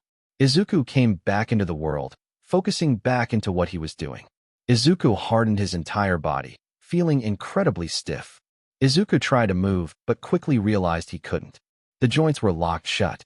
So Izuku focused hard to shut off Aijiro's quirk in certain areas, which was easier said than done. Aijiro probably was used to it, and was second nature to him. Izuku finally started to move. He took a few steps and did some striking motions with his hand before noticing something. He moved his hand closer to his face and looked at his fist. His fingers had merged together. Izuku's eyes widened. That was surprising. Izuku hasn't heard of a quirk that can do that, but he's sure it exists. Just must not be a common or an easy feature to recognize from a quirk, so it's normally not stated. Izuku immediately unhardened himself. Aijiro was focused on what Izuku was doing. He watched him put his hands together. Izuku locked his fingers, the tips digging into the joints. Izuku hardened his hands only to try and fuse them together. He then pulled them apart to find that it didn't work. Izuku tried again and got minor results. His middle fingers joined together, but barely. Izuku sighed and released his quirk. It was hard to do it, but he knew he could. But Aijiro could probably do it better than how he could. But Izuku wasn't done. There was one more thing he wanted to try. Izuku raised his hand and focused. He hardened his hand as much as he could, focusing as hard as he could. After a few seconds, Izuku noticed a few things appearing on his hands, it cracking slightly, but the size increasing. Ijiro gasped as he watched Izuku's hand. After 3 seconds, Izuku felt a spike of pain at the strain. Izuku gasped for air and dropped his hand. "I hope Sensei, are you okay?" Ijiro said in a short panic. He got down to Izuku's level and held his shoulder. Izuku nodded his head, taking a few deep breaths. "Yeah, thanks Kirishima," Izuku said before smirking up at Ijiro. "You know your quirk is not as lame as you want to think," he said. Ijiro looked taken aback. "Huh?" Ijiro responded. "Well, first of all, as you saw, you can increase the hardening of your quirk. But it hurts a lot and strains your body. However, I feel it's harder for me because of one of my quirks," Izuku said, looking down at his purple hand. "Not only that, but you can fuse your body together. I couldn't do it, but you might. You could make unbreakable holds with your arm or a single hand, which can subdue a villain. Lastly, you can sharpen your body, meaning depending on how you form your hand or hair, you create spikes," Izuku told. Ijiro was listening. He was nodding with what Izuku was saying. Izuku smiled at him. He put a hand on Ijiro's shoulder and shot his quirk back into him. Ijiro was startled and jumped up, but quickly realized it was his quirk returning to him. Ijiro laughed and gave Izuku a thumbs up. "Thanks, Hope Sensei.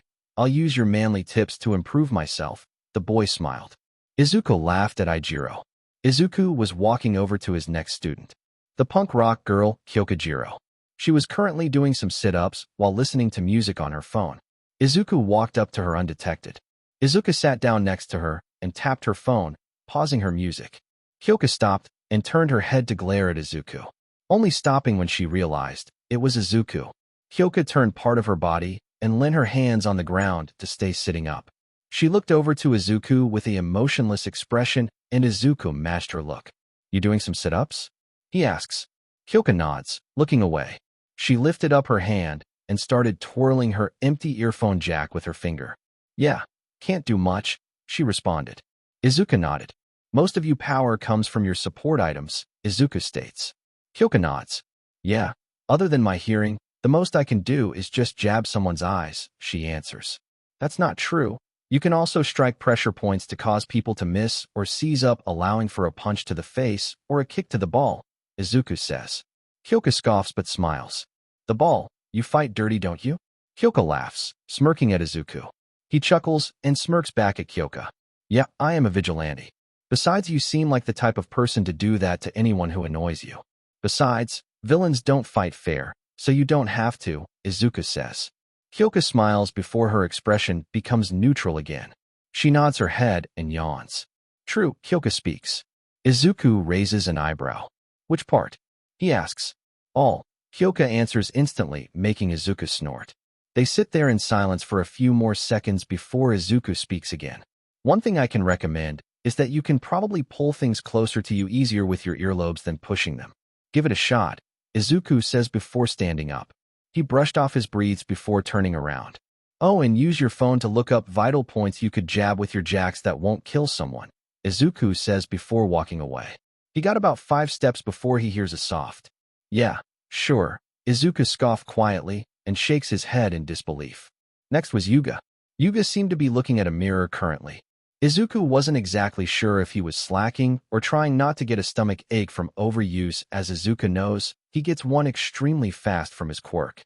Slightly more than a second of continuous use can cause Yuga to groan in pain.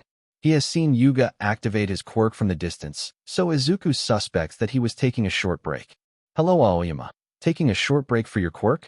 Izuku asks to confirm. Yuga smiles at Izuku. He lowers his mirror and puts his hand on his cheek. "We can't risk ruining my magnifique," Yuga answers. Izuku rolls his eyes before looking at his materials and frowns. In the center of the mannequin's chest was a hole slightly smaller than Izuku's head. Yuga seemed to have destroyed his materials. But Izuku wasn't surprised. Despite being light, Yuga's quirk did work like a laser. It was incredibly powerful to make up for its short-time usage. It had incredible piercing powerful and could go through several solid objects with little issue. It could do major damage even though the laser wasn't too large, creating holes with ease. It could easily incapacitate a person and send them flying a considerable distance away. But Izuku also 99% sure that Yuga's quirk isn't this naturally powerful. He wears a power belt around his waist that overlaps his belly button with a magnifier. He was allowed to use it for the entrance exam, which isn't normally allowed, but Yuga is a strange case. According to his quirk file, his quirk is not compatible with his body in particular. If anyone else had this quirk, they would be fine. But apparently Yuga will release his quirk at random intervals with no control. The band is for his benefit and others' safety. An incompatible is also not heard of. Izuku has heard of it, but only because he's acquainted with Dabi. But Dabi made sense as his body was built for an ice quirk, yet what he received was an extremely powerful fire quirk. It was logical for why he couldn't handle his quite. Yuga, however, didn't make sense. His quirk doesn't match his parents for one, which is rare, but definitely known that could happen easily. DNA testing confirms they are the parents. But it is just weird how he has this strange body qualm that makes his quirk incompatible. But unless Izuku can find something else about Yuga's story or get a body fixer quirk, there isn't something that he can do. So Izuku pushes those thoughts to the back of his mind for a later date and focuses on the present. You damaged the materials, Aoyama, Izuku states.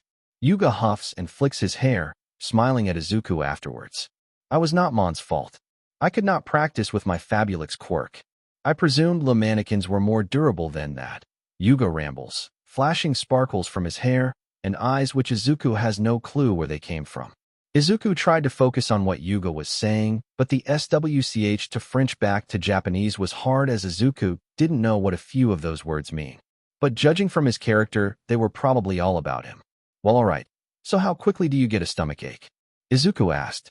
I can fire about 8 short lasers before my tummy starts hurting, Yuga answered, without any French this time. Thankfully. Izuku thinks for a second before speaking again. You are obviously aware that your quirk can be altered and helped with mirrors, but have you thought about moving your own stomach to change the shape of your belly button so you may be able to output a stronger or weaker laser? Izuku asked. Yuga's face dropped from a smile. He went into thought as gears desperately tried to turn in his head before an imaginary light bulb popped up. Oh, that is brilliant, simplement brilliant, Yuga announced.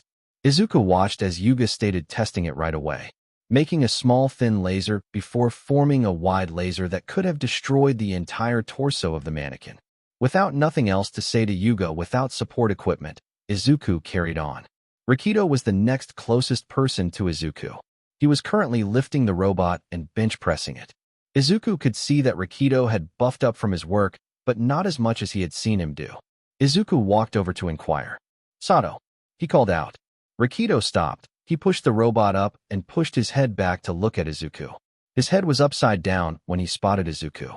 Rikido put the robot down and stood up. He smiled as he walked over to Izuku. Hello, Hope? Do you need something? He asked. Izuku nodded. Yes. Why aren't you using the full power of your quirk? Izuku asked. Well, I have a max that I can reach. When I have, sugar only increases how long my strength stays active. But when I run out, I crash bad. I lose cognitive function, and because of that I commonly won't take more sugar. If I have this amount, I'm safe to not pass out from a sugar crash or forget to take more sugar, Rikido explains. Izuku nods. Excellent use of training with your quirk, even if you can't go all the way. Second question, I noticed when you run, you don't get faster. You actually get slower the more sugar you consume. Do you know why? Izuku asks. Rikido nods. Yes, my quirk only increases my upper body strength, not lower body. So when my muscle mass increases, I become heavier, making it harder for my legs to carry my new weight, Rikido states. Izuku's eyes widen. He has heard of quirk activation quirks only working in certain areas of the body. But normally if the person has to do something to activate it, the entire body is affected. Perhaps it is because the sugar doesn't go lower to the stomach, so his legs don't receive strength. Izuku puts a hand to his chin. Perhaps it is because your sugar intake stops at your stomach, meaning your legs don't get powered up at all. Although it is just a theory, I'm not sure if there is a way to safely get sugar into your leg area, Izuku muttered. Rikido listened and nodded his head before smiling sheepishly. Thanks for your thought. It's not the biggest deal, Rikido replies. Izuku shrugs. You're right, but that doesn't mean there aren't new things you can do, Izuku states before tapping Rikido's chest. Your lung capacity would also get stronger, meaning your breaths should create incredibly strong winds. Burps and vomiting would also be affected, Izuku told, muttering the last part, although Rikido still heard it. So I can exhale a powerful gust of wind? Rikido required, to which Izuku nodded. You should be able to. Not only that, your legs restrict your capabilities to chase others on foot, but it doesn't mean you can't punch yourself into the air or fling yourself, Izuku said. Rikido blinked before raising his hands in front of him with a nervous smile. Maybe I should see if I can blow really hard first? Rikido asked, silently pleaded. Izuku smiled brightly and nodded his head. Definitely. I'll go get Carmilla to create some more sugar for you, Izuku said before using Bolt to spring away. Izuku walked over to Fyoki, who was currently meditating. Izuku paused at the sudden wave of heat that hit his face. He could see it before because of the sheer heat around her, basically making it visible for him to see. Fyoki was one of the 4 recommendation students of the first years. Fun fact, apparently there was supposed to be a 5th, a boy with the ability to summon large and powerful winds, but rejected their letter. Izuku feels bad for them as they probably moved, and he couldn't get to UA. Back on topic. Fyoki's quirk is Heat Wave. She makes the area of about 30 meters from her increase by about 30 degrees Celsius. 86°F. It gets colder the further they are away from Fyoki, but it still is pretty damn hot. But that isn't all she can do. She can concentrate her heat into beams. They are orange and become visible, reaching around 250–482 degrees Fahrenheit for one beam, and combined makes them 500–932. These beams can melt items and instantly set flammable things on fire. This includes people. She normally has the strength to nullify cold-based quirks, but people can overrun her by making the area hotter so that she'll pass out from heat slide. So it can be incredibly dangerous. Izuku grits his teeth as he was over to Fyoki. He had attempted to call her names a few times, but she hadn't responded. He gets in front of her, his body sweating now. He angrily taps her head. She looks up and her eyes widen. Instantly the heat dissipates, but Izuku still feels hot. "Oh, sorry, sensei, I didn't know you wanted me. Am I in trouble?" she asks, suddenly becoming scared. Izuku sighs and lowers his head into a hand. With his index and thumb, he gripped the bridge of his nose and squeezed it. He was very tired of this girl because of her quirk. "No," Izuku sighed before looking up at her. "I just want you to be training on something instead of sitting and doing nothing," Izuku said with an annoyed tone. He was frowning as he wiped the sweat from his forehead. He didn't mean to come out as rude, but his patience has run thin from having to get to her in a stupid amount of heat. "While I was meditating to clear my mind and such," she answered, still scared. Izuku sighed and gave her a deadpan look. "Do you know how long you were meditating for?" he asks. Sheepishly, Fyoki shook her head. "All right, for future reference. If you want to mediate in my class, put a timer on for 2.5 minutes so you're not wasting time. Now what have you done with your quirk so far?" Izuku asked. "Well, I have concentrated it to melt part of the robot's metal, but it wasn't that effective. I tried a few things, but I didn't get very far in fear of burning the other materials, which is why I started meditating," Fyoki answered. Izuku nodded his head. He had been taking deep breaths to try and calm him down before he looked back to the girl. "Well, there are a few things you can do. Condense your heat into a laser, but colder than your regular ones. Condense your heat into your immediate surrounding. Push the heat forward before leaving. Have it an orangish color and push it like a wall of extreme heat," Izuku recommended. Fyoki nodded and smiled, but it was nervously. "Thank you, sensei." She smiled happily. Izuku sighs internally before smiling and waving. "No problem," Izuku said before turning around and walking away. Izuku reached Momo, who was currently reading a book in her lap. She had a cannon next to her with a spear, katana, and a trident resting on the robot with Russian dolls at her feet. She noticed Izuku walking over to her and closed her book. She smiled and stood up, waving. But Izuku could see slight uncertainty.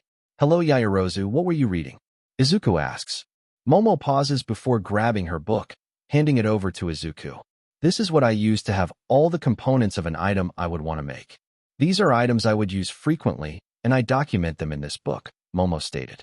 "Very clever," Izuku praised as he flipped through the book. He looked at all the items Momo had. Special metal that can harden in heat, an electrical retardant blanket, a cannon, a watch. Izuku kept skimming through the book, but frowned. Where were the electronics? Excuse me, Yaoyorozu, but are you restricted in being able to make electronics? Izuku asked. Momo blinked and her eyes widened. Oh no, I'm not, but that is a good idea. Do you have any recommendations on what I could have? Momo asked, forming a pencil into her hand. Well, a taser, smoke bombs as well as flash, cameras, motion sensors, drones both flying and driving ones. Those are just some examples, Izuku suggested. Momo was smiling happily while she wrote them down. She then closed the book with a pleased smile. Thank you, Hope-sensei. Those ideas would be very useful for my quirk, she said happily. Izuku smiled and nodded his head. Of course, you have a very special quirk, Yaoyorozu. You have the ability to create the weakness of any of your opponents. If they are weak to water, make water, light, have fire, or they fire electricity, I can block that. I also find it so cool that you can create all kinds of gases. I can help you a lot as I have given Carmilla a really similar quirk to yours, Izuku stated happily. Momo blinked at him. She then squeezed her book close to her chest. Wow, I hadn't even thought about liquids or gases. I just thought of solids and basic contraptions, Momo admitted. Izuku stopped and nodded his head slowly, trying to stop the urge to facepalm himself. Yaoyorozu is the second recommendation student from Class 1A, and according to Nizu had the highest score on his test from any student ever, getting 98%. Yet she hadn't thought about using fire for her quirk. Well, now you know. Oh, I also want to tell you one thing, Izuku says. Momo looks at him with a raised eyebrow. What is it? She asks. There's something wrong in your quirk file. You're not creating quirks from fat cells because if you were, you'd become skinnier, but you don't. But not only that, if your quirk was based on fat, you'd look a lot more like fat gum. Your quirk takes the calories of foods you have yet to digest, so unhealthier foods are better for you not because they fill you up and create more fat. It's because they are filled with a lot more calories, Izuku states. Momo stops and blinks at him. She stops and thinks for a second before leaning for what? Have you taken an intelligence quirk? She asked carefully. Izuku frowned at her and shook his head. No, I have not, he answered. Izuku made it to Tenya, who seemed to be trying to run as fast as he can. Izuku could see smoke puffing out of his exhaust pipes at the back of his legs, but he seemed to press on. He bent down into a running stance before charging forward. He zipped forward before abruptly stopping after 5 seconds. He starts taking deep breaths as he puts hands on his knees. Izuku thinks this is the time to catch up to him. Electricity sparks around him before Izuku flashes forward, turning into a bolt of electricity to make it next to Tenya. I see you are working hard, Ida. That's good, Izuku says. He hears Tenya yelp in fright and jump to the floor, landing on his butt. Izuku suppressed his laugh as he bent down and offered the boy a hand. Sorry, I didn't mean to frighten you, Izuku said. He totally did. It is all right. I should have been paying attention. But how did you get here so fast? He asked. Izuku smiled as he zapped with electricity before he crackled back a few feet. It's one of my quirks. It is called Bolt, Izuku answered. Tenya nodded, now suddenly becoming very anxious. If you don't mind me asking, how many quirks do you have? He asked. Izuku thought for a moment before smiling. 12, 13 if you include the quirk that lets me take others, Izuku states. Izuku smiles as he watches a chill run down Tenya's spine. Although Izuku likes making Tenya scared because of his ego from his parents, it isn't moral. Even if he deserved it, Izuku can't do that to someone knowing what it's like. So getting on a point, what are you doing, Ida? Izuku asks. Tanya straightens up and adjusts his glasses. Well, I'm working on a super move my family know quite well. Recipro Burst, Tenya said. Izuku was familiar with the name. It is the same basic speed boost move that the other Idas have used. That's awesome, but may I suggest a few things? Izuku asked. Well, go ahead, Tenya said, putting his hand forward. Work on turning. The biggest problem your family has had is the fact you need to stop to turn. It allows you to only attack person, and you'll waste time if they avoid you, because you then have to stop then rev up your engines again. You're the only person in your family that can do this because your engines are on your legs. You can move differently to them, have a wider bounce and run again after stopping, because if you keep your engines running while stopping, you will stop faster and allow yourself to start running again, Izuku explained.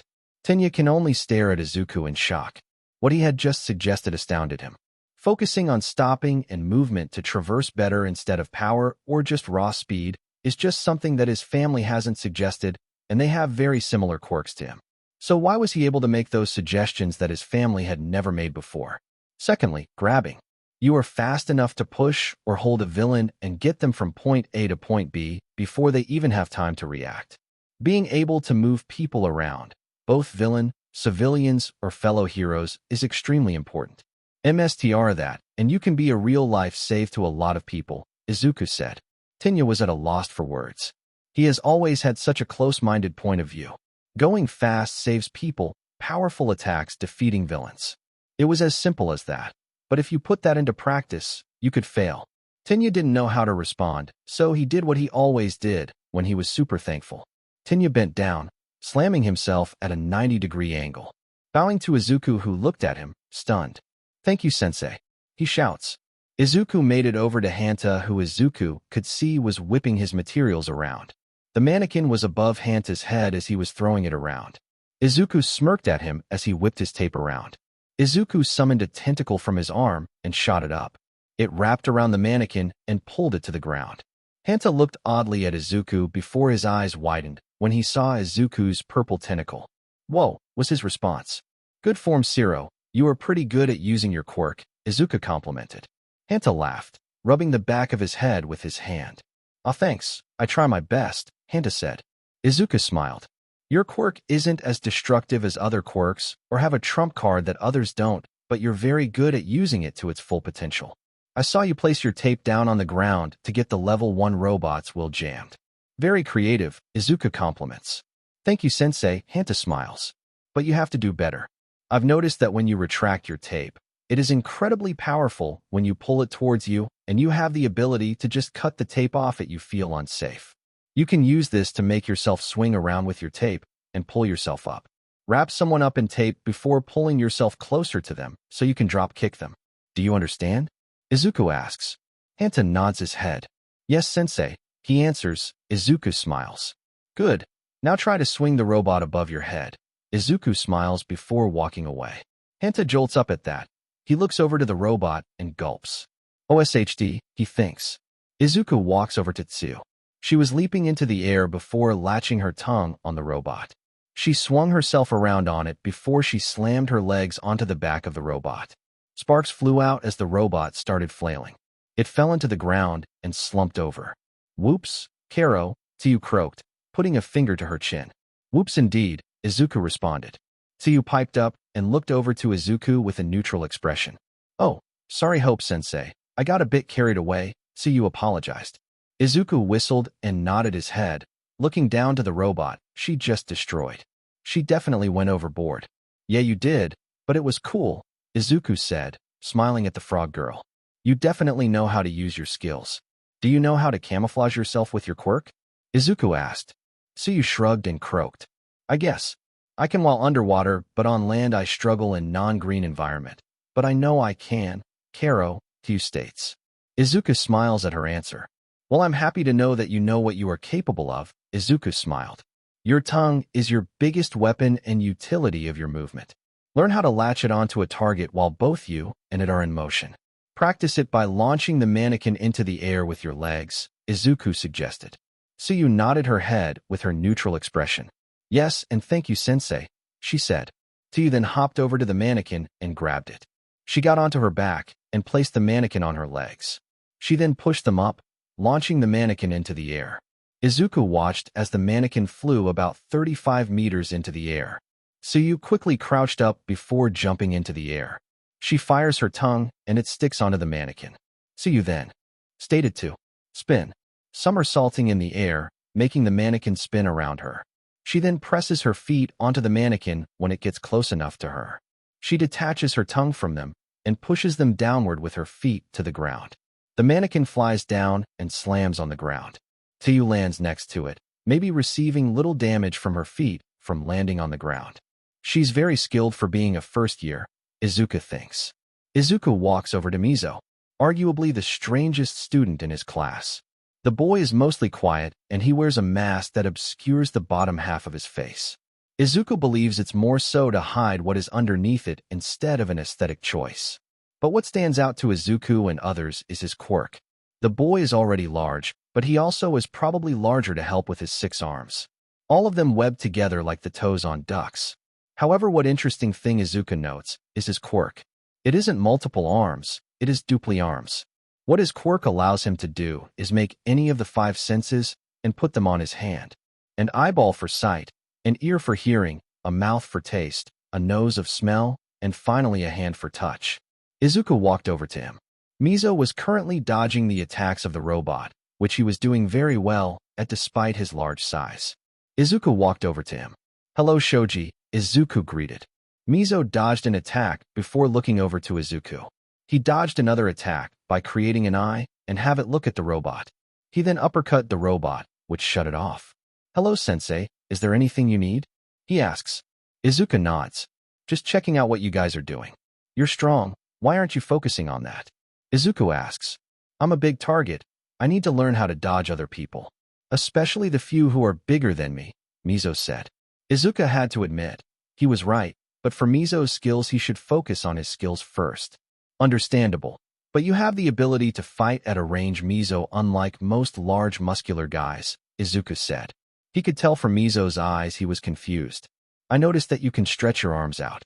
It does seem to be difficult for you to do it with your hands, but as it is a sense, I believe you can achieve the ability to not only punch people from a large distance away, but pull yourself up buildings. Work on it. It will be tough, but that is what being a hero is all about," Izuku said. Mizo seemed stunned at what Izuku had said. "Ah, thank you," he responded. Izuku smiles before walking away. Minoru was the next closest person, but what he saw was disgusting. The grapehead had somehow got a pair of binoculars and was hiding behind his materials. He was staring at Ochako as she practiced with her quirk. Izuku felt rage as he looked at the grape-headed teen. Izuku walked over to the boy, careful to keep his steps silent. Minoru seemed to be too engrossed in what he was doing anyway to pay attention to anything else that was happening. Izuku was now right behind him, staring down the perverted freak. Izuku decided to do something first. He grew his horns to make them incredibly large and made some of his bones pop out of his face. For added effect, Izuku made rocks float around him as he stared down the midget. He bent down and snatched the binoculars out of the freak's hands. "Hey, what are yo dash?" Minoru's words died on his tongue. Izuku glared down at the boy. Without dropping eye contact, Izuku increased the size of his bones in his arms and cracked the binoculars right in half. Minoru squeaked in fright, which made Izuku grin. Slowly Izuku bent down so that their face was centimeters away from each other. Izuku's emerald eyes glowed as he grinned manically at the shivering boy. "If I see you do something like that again, I'd punt your butt over the walls of this school. Understand?" Izuku growled. Minoru could only whimper and desperately nodded. Izuku smiled as he stood back up properly. He allowed some features to go down, but didn't get rid of them all. "All right, you're smart enough to sneak binoculars past me. You should be smart enough to figure things out. Use yourself as a trampoline and create a sticky sword. Figure it out," Izuku said before walking away. He let his attributes shrink and return to normal, but that didn't get rid of the wide smile on his face as he left Minoru shivering in his place. After Izuku's scuffle with Minoru, Izuku moved to the next person. Now Ochako wasn't the next closest, but Izuku felt it was fair to go to her next, to see if she noticed anything that Minoru was doing, and if she did, is she okay? Izuku walks over to her. Ochako was currently dancing around with all of her materials in the air. "Hello, Uraraka," Izuku said, announcing his presence. He heard the girl squeak and turn around to Izuku. He could see that the girl looked a bit nervous when she saw him. Hi sensei," she said with slight nerves. Izuku looks up at the objects in the sky before looking back at Ochako. "You should deactivate your quirk so you don't feel nauseous," Izuku recommended. Ochako hummed and shook her head. "No, I'm trying to increase the time I can hold my quirk," Ochako admitted. "That's great and definitely something you should improve. But making yourself feel sick with no idea other than resilience on improvement. It won't be good for your health or long term," Izuku said. Ochako looked at Izuku and nodded her head as she processed what Izuku said. "All right, what should I do then?" she asks. Izuku smiles. "Well, today, I want you to focus on your ability to fly or levitate yourself. There are plenty more things you can improve on, but focus on obtaining this skill. And maybe for a bit of homework, learn more about your quirk because I've noticed that it doesn't completely remove the gravity of objects. It's close, but there are still some, which is why they don't just float away. Test that idea and see if you can find anything else interesting, Izuku said. Ochako looked like she had just discovered what NTRCRS was. Her eyes were bright and wide in shock. She then pondered for a moment before looking back at Izuku. All right, you're right. I'll test it out, she responded with a smile. Izuku nods, but then turns his head around. He sees Minoru trying to use his ball as a spring pad. He then turns back to Ochako with a serious expression. He points his thumb back at the midget. If he does anything, let me know, Izuku says. Ochako looks back to see what he is talking about and frowns. No one noticed that I missed Ochako? Koji was talking with animals.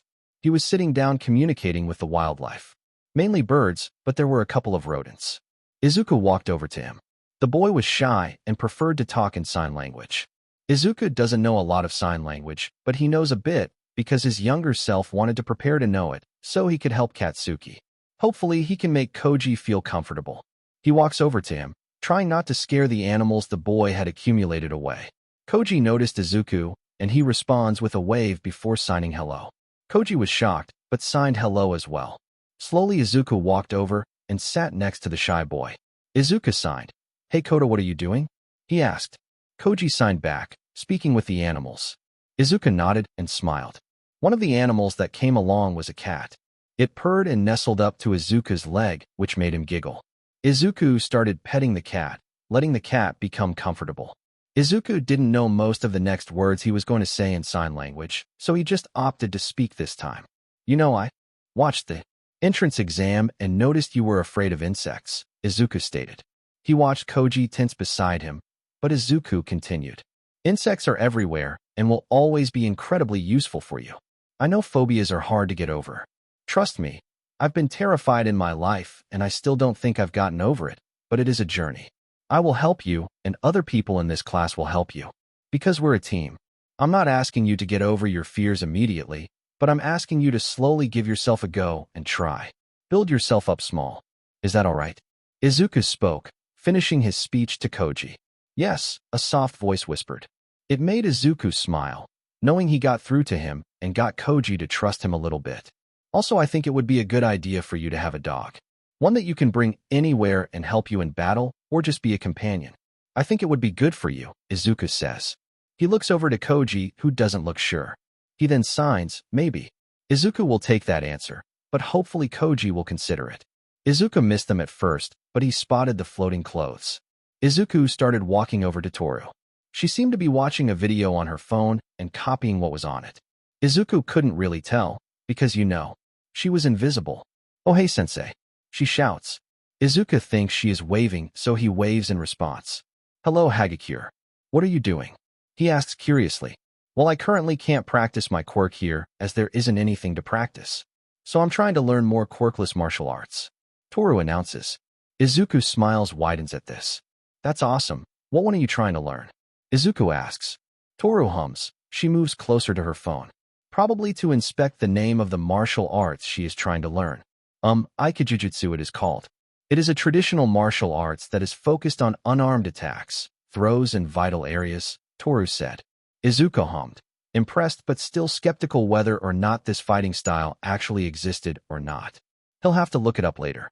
Well, what you are doing is awesome. Learning martial arts is extremely important for you.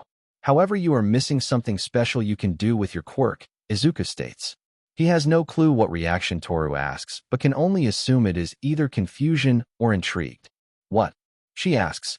Izuku smiles and walks over to her. Can I have your hand for a second? Izuku asks. Who would a gentleman, of course. Toru teases, making Izuku roll his eyes at her. If Carmilla heard you, she'd attack you, Izuku says. He grabs Toru's invisible hand when he feels it in his. He raises it up higher, so it is in the sun. As you can see, you are completely transparent, meaning that light goes through you with ease. However, you still have mass, meaning the light has to pass through something. You're not reflective, but you must have some power of the reflection of light. So if you move your body fast enough, you should be able to make a flash of light, Izuku said as he grabbed two of Toru's fingers and flicked them together, creating a small spark of a flash. Wow, how did you figure that out? Toru asked. Izuku shrugged in response. I've always been interested in quirks. I just noticed the details that people tend to miss, Izuku says. The lesson is almost over and Izuku only has 2 students left, Fumikage and Denki. Izuku just decides to go to Fumikage first as he is dying to knot the deal with Dark Shadow. Currently, he can see Dark Shadow fighting the level 1 robot with ease, while Fumikage seems to be breathing heavily. Unsure on what happened, Izuku decided to investigate. Tokoyami, are you alright? Izuku asks as he approaches. Dark Shadow notices Izuku's arrival and swiftly turns the robot off before zooming back into Fumikage. Fumikage looks up to Izuku and tries to act calm, although Izuku can tell he isn't. Greetings, Sensei, and yes, thank you for your concerns, Fumikage says. Izuku frowns at his obvious lie. Do you think I'll buy any of that? Izuku asks with a hint of disappointment. Whatever do you mean? He inquires. Izuku shakes his head. Tokoyami, I saw you breathing heavily like you had panicked.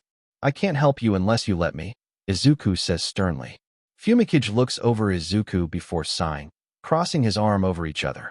I have problems controlling Dark Shadow and darkness. He gets overjoyed with the freedom, and I can't contain him. I tried to practice by going into the cave to try and keep Dark Shadow under control. But I couldn't, Fumikage admits defeatedly. Izuku's eyes furrow, his quirk gets stronger in darkness, but he becomes more wild in darker areas? So it's like a double-edged sword. Why does that happen, though? Is it just because Dark Shadow is a pure sentient quirk? Hey Tokoyami, can I test something with you? Izuku asks. Fumikage looks at him oddly, but shrugs. Izuku takes that as a yes and walks over to him, placing his hand on his forehead. Izuku goes into Fumikage to take his quirk. It looks like a black blob with pencil-like shading for a deeper black covering the foggy quirk. Izuku reaches out to take it, but pauses when he sees red eyes. A claw zooms out of the quirk, and Izuku narrowly avoids it. Acting quickly, Izuku rushed forward and grabs the quirk before pulling himself back into his body. Izuku takes a step back from Fumikage, wondering what was going to happen. Not to mention, his quirk just attacked him. That isn't something that just happens. Before Izuku could wonder any longer, he hears a voice shriek inside of his head. What did you do to me? Izuku was confused until a black shadow sprung out of his stomach. Fumikage's eyes widened in shock as he saw his quirk appear out of someone's body. How did you take me out of Fumikage? The beast shrieked at Izuku. Its eyes started glowing red, but Izuku was too stunned at the revelation. Fumikage's quirk was loyal to Fumikage and acts towards him even though Izuku now possessed the quirk. It does indeed think on it as well, seeing as how the beast telepathically communicated with Izuku before he even knew what was going on. Izuku decided to go deeper into Fumikage's quirk.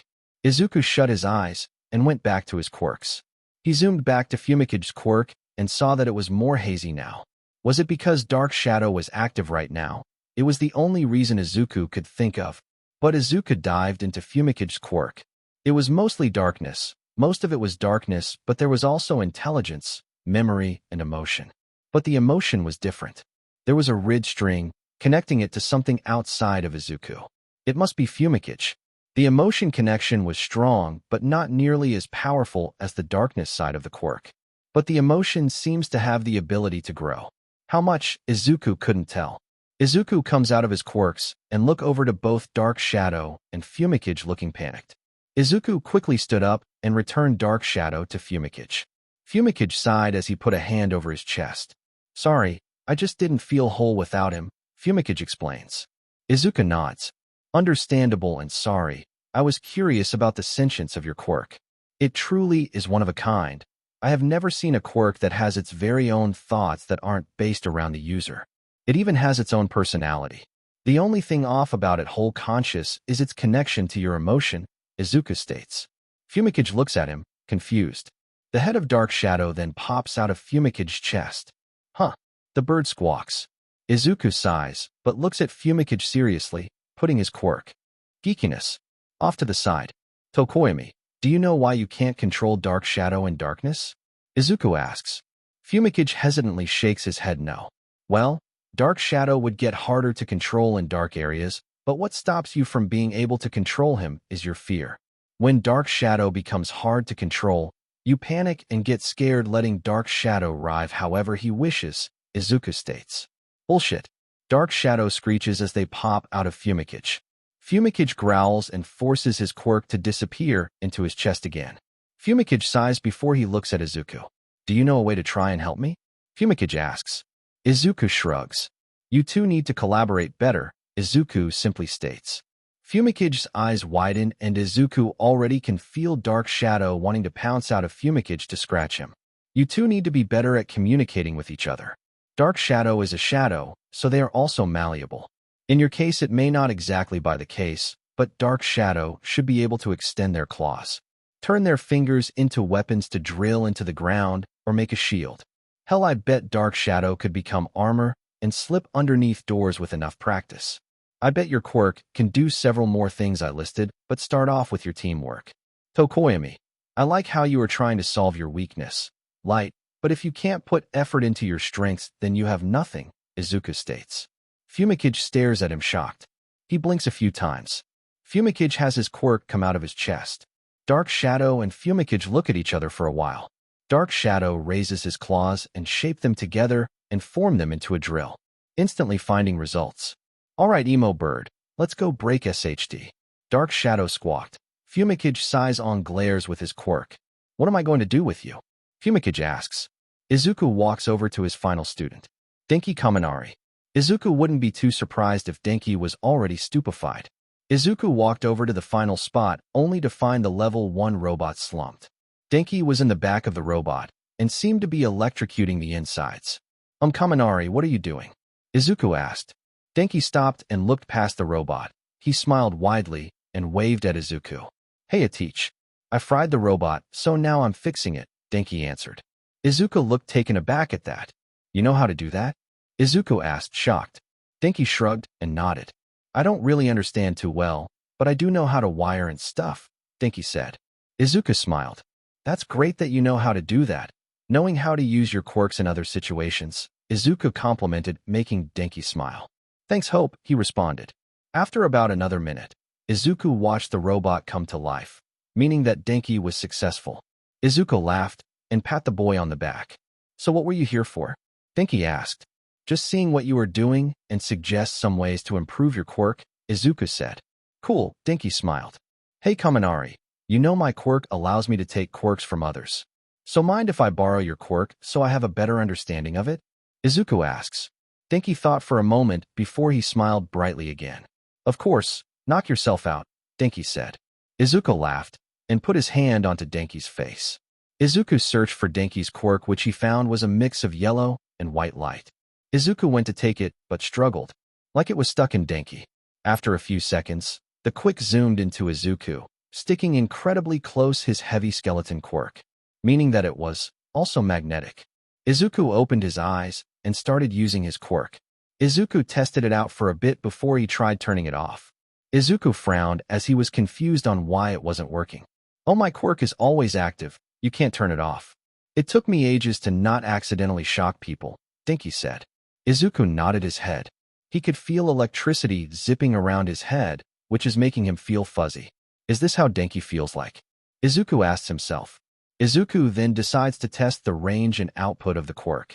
Could he test the current and not just voltage that Denki always yells out? Izuku increased the voltage and noticed that all it did was send the electricity from his body further away. Izuku hummed at the realization.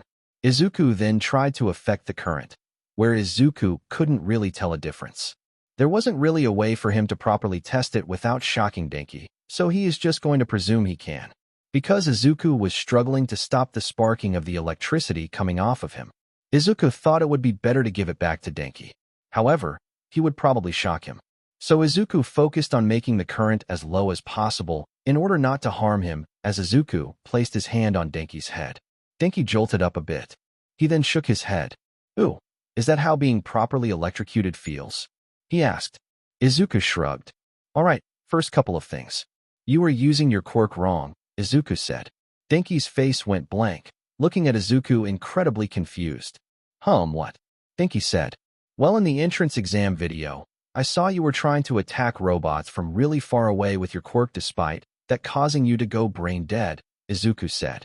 Denki nodded his head. Yeah, I know it isn't the best, but as a hero wouldn't it be the best to just take down the villain as quick as possible? Denki said. Well, yes, your thinking isn't wrong. But what makes your super move different from, let's say, Endeavor? You're out. becoming a liability on the field. Endeavor can still move himself out of the way while you can't, more likely getting in the way. So if you fail to take them down, you're screwed. Not only that, but smart villains can play to your disadvantage and have you near lightning rods to redirect your quirk. Lastly, your quick covers a large area, meaning it would be difficult to not attack teammates or civilians, Izuku said. Denki was listening intently while Izuku was talking. What do you mean by redirecting? Denki asked. Izuku nodded and took a step back. I'll show you, he said. Izuku grew a thin, long iron pole from his palm. Izuku then slammed it onto the ground and broke it off from himself. Izuku then took another step back and spread out his hands. Try to hit me with your quirk, Izuku said. Denki looked skeptical. Are you sure? He asked, worried. Izuku nodded. Do it, Izuku commanded. Denki gulped, but nodded his head. Electricity started to crackle around him before it launched all around him. However, the electricity in front of Izuku started to all converge onto the iron pole he put in the ground. Denki looked at it stunned. Wow, that's what you meant, he responded. Izuku nodded and smiled. Correct, your electricity can be redirected with metal objects, but not every metal material will make your attack change course. Actually, I think you should ask the support team to make you something like this so you can attack at a range without worry of hitting your teammates, Izuku said. Denki looked stunned, but incredibly happy as he nodded his head again. Yeah, that's a good idea, Denki said. Now back onto the topic of you using your quirk wrong.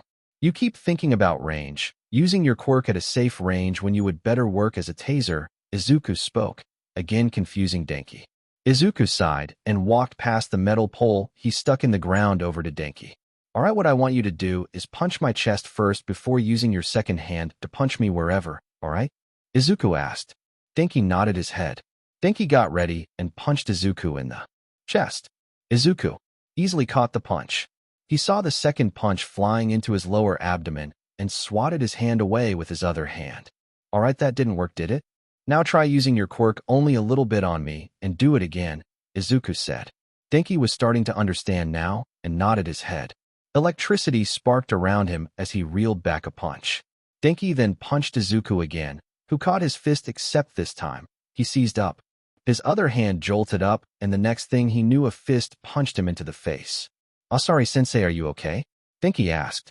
Izuku nodded his head, using one of his quirks to instantly heal his bleeding nose.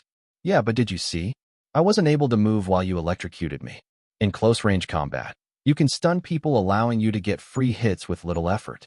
So you would be better in close-range combat instead of long-range like what you have been trying to do, Izuku said. Denki nodded and smiled. Yeah, thanks, Hope, he brightened. Izuku did as well. Alright, final things, as the lesson is basically over. You can shock yourself with your own electricity, which means you can shock your muscles. It won't be by a lot, but you could get yourself to move faster by doing that, Izuku stated. Denki nodded his head, trying to follow along. And secondly, learn how electricity works. If you learn how it works, you'll better understand your quirk. Because what I've noticed you've been doing is increase your voltage. The only thing that does is make you attack at a larger range. What you actually want is to increase the current, as that is what will harm a person. But don't worry about it too much now.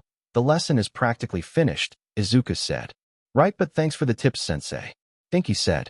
The lesson was over. Izuku and Himiko watched as Class 1 filtered out, both of them with a smile on their face. That was a good lesson, Izuku says. Himiko nods her head in agreement. Yep, but I doubt the other class will be nearly as cooperative as them, Himiko says. Izuku sighs and nods his head, agreeing. He hopes that he is wrong, though. So, this was the end of Part 6 of this series.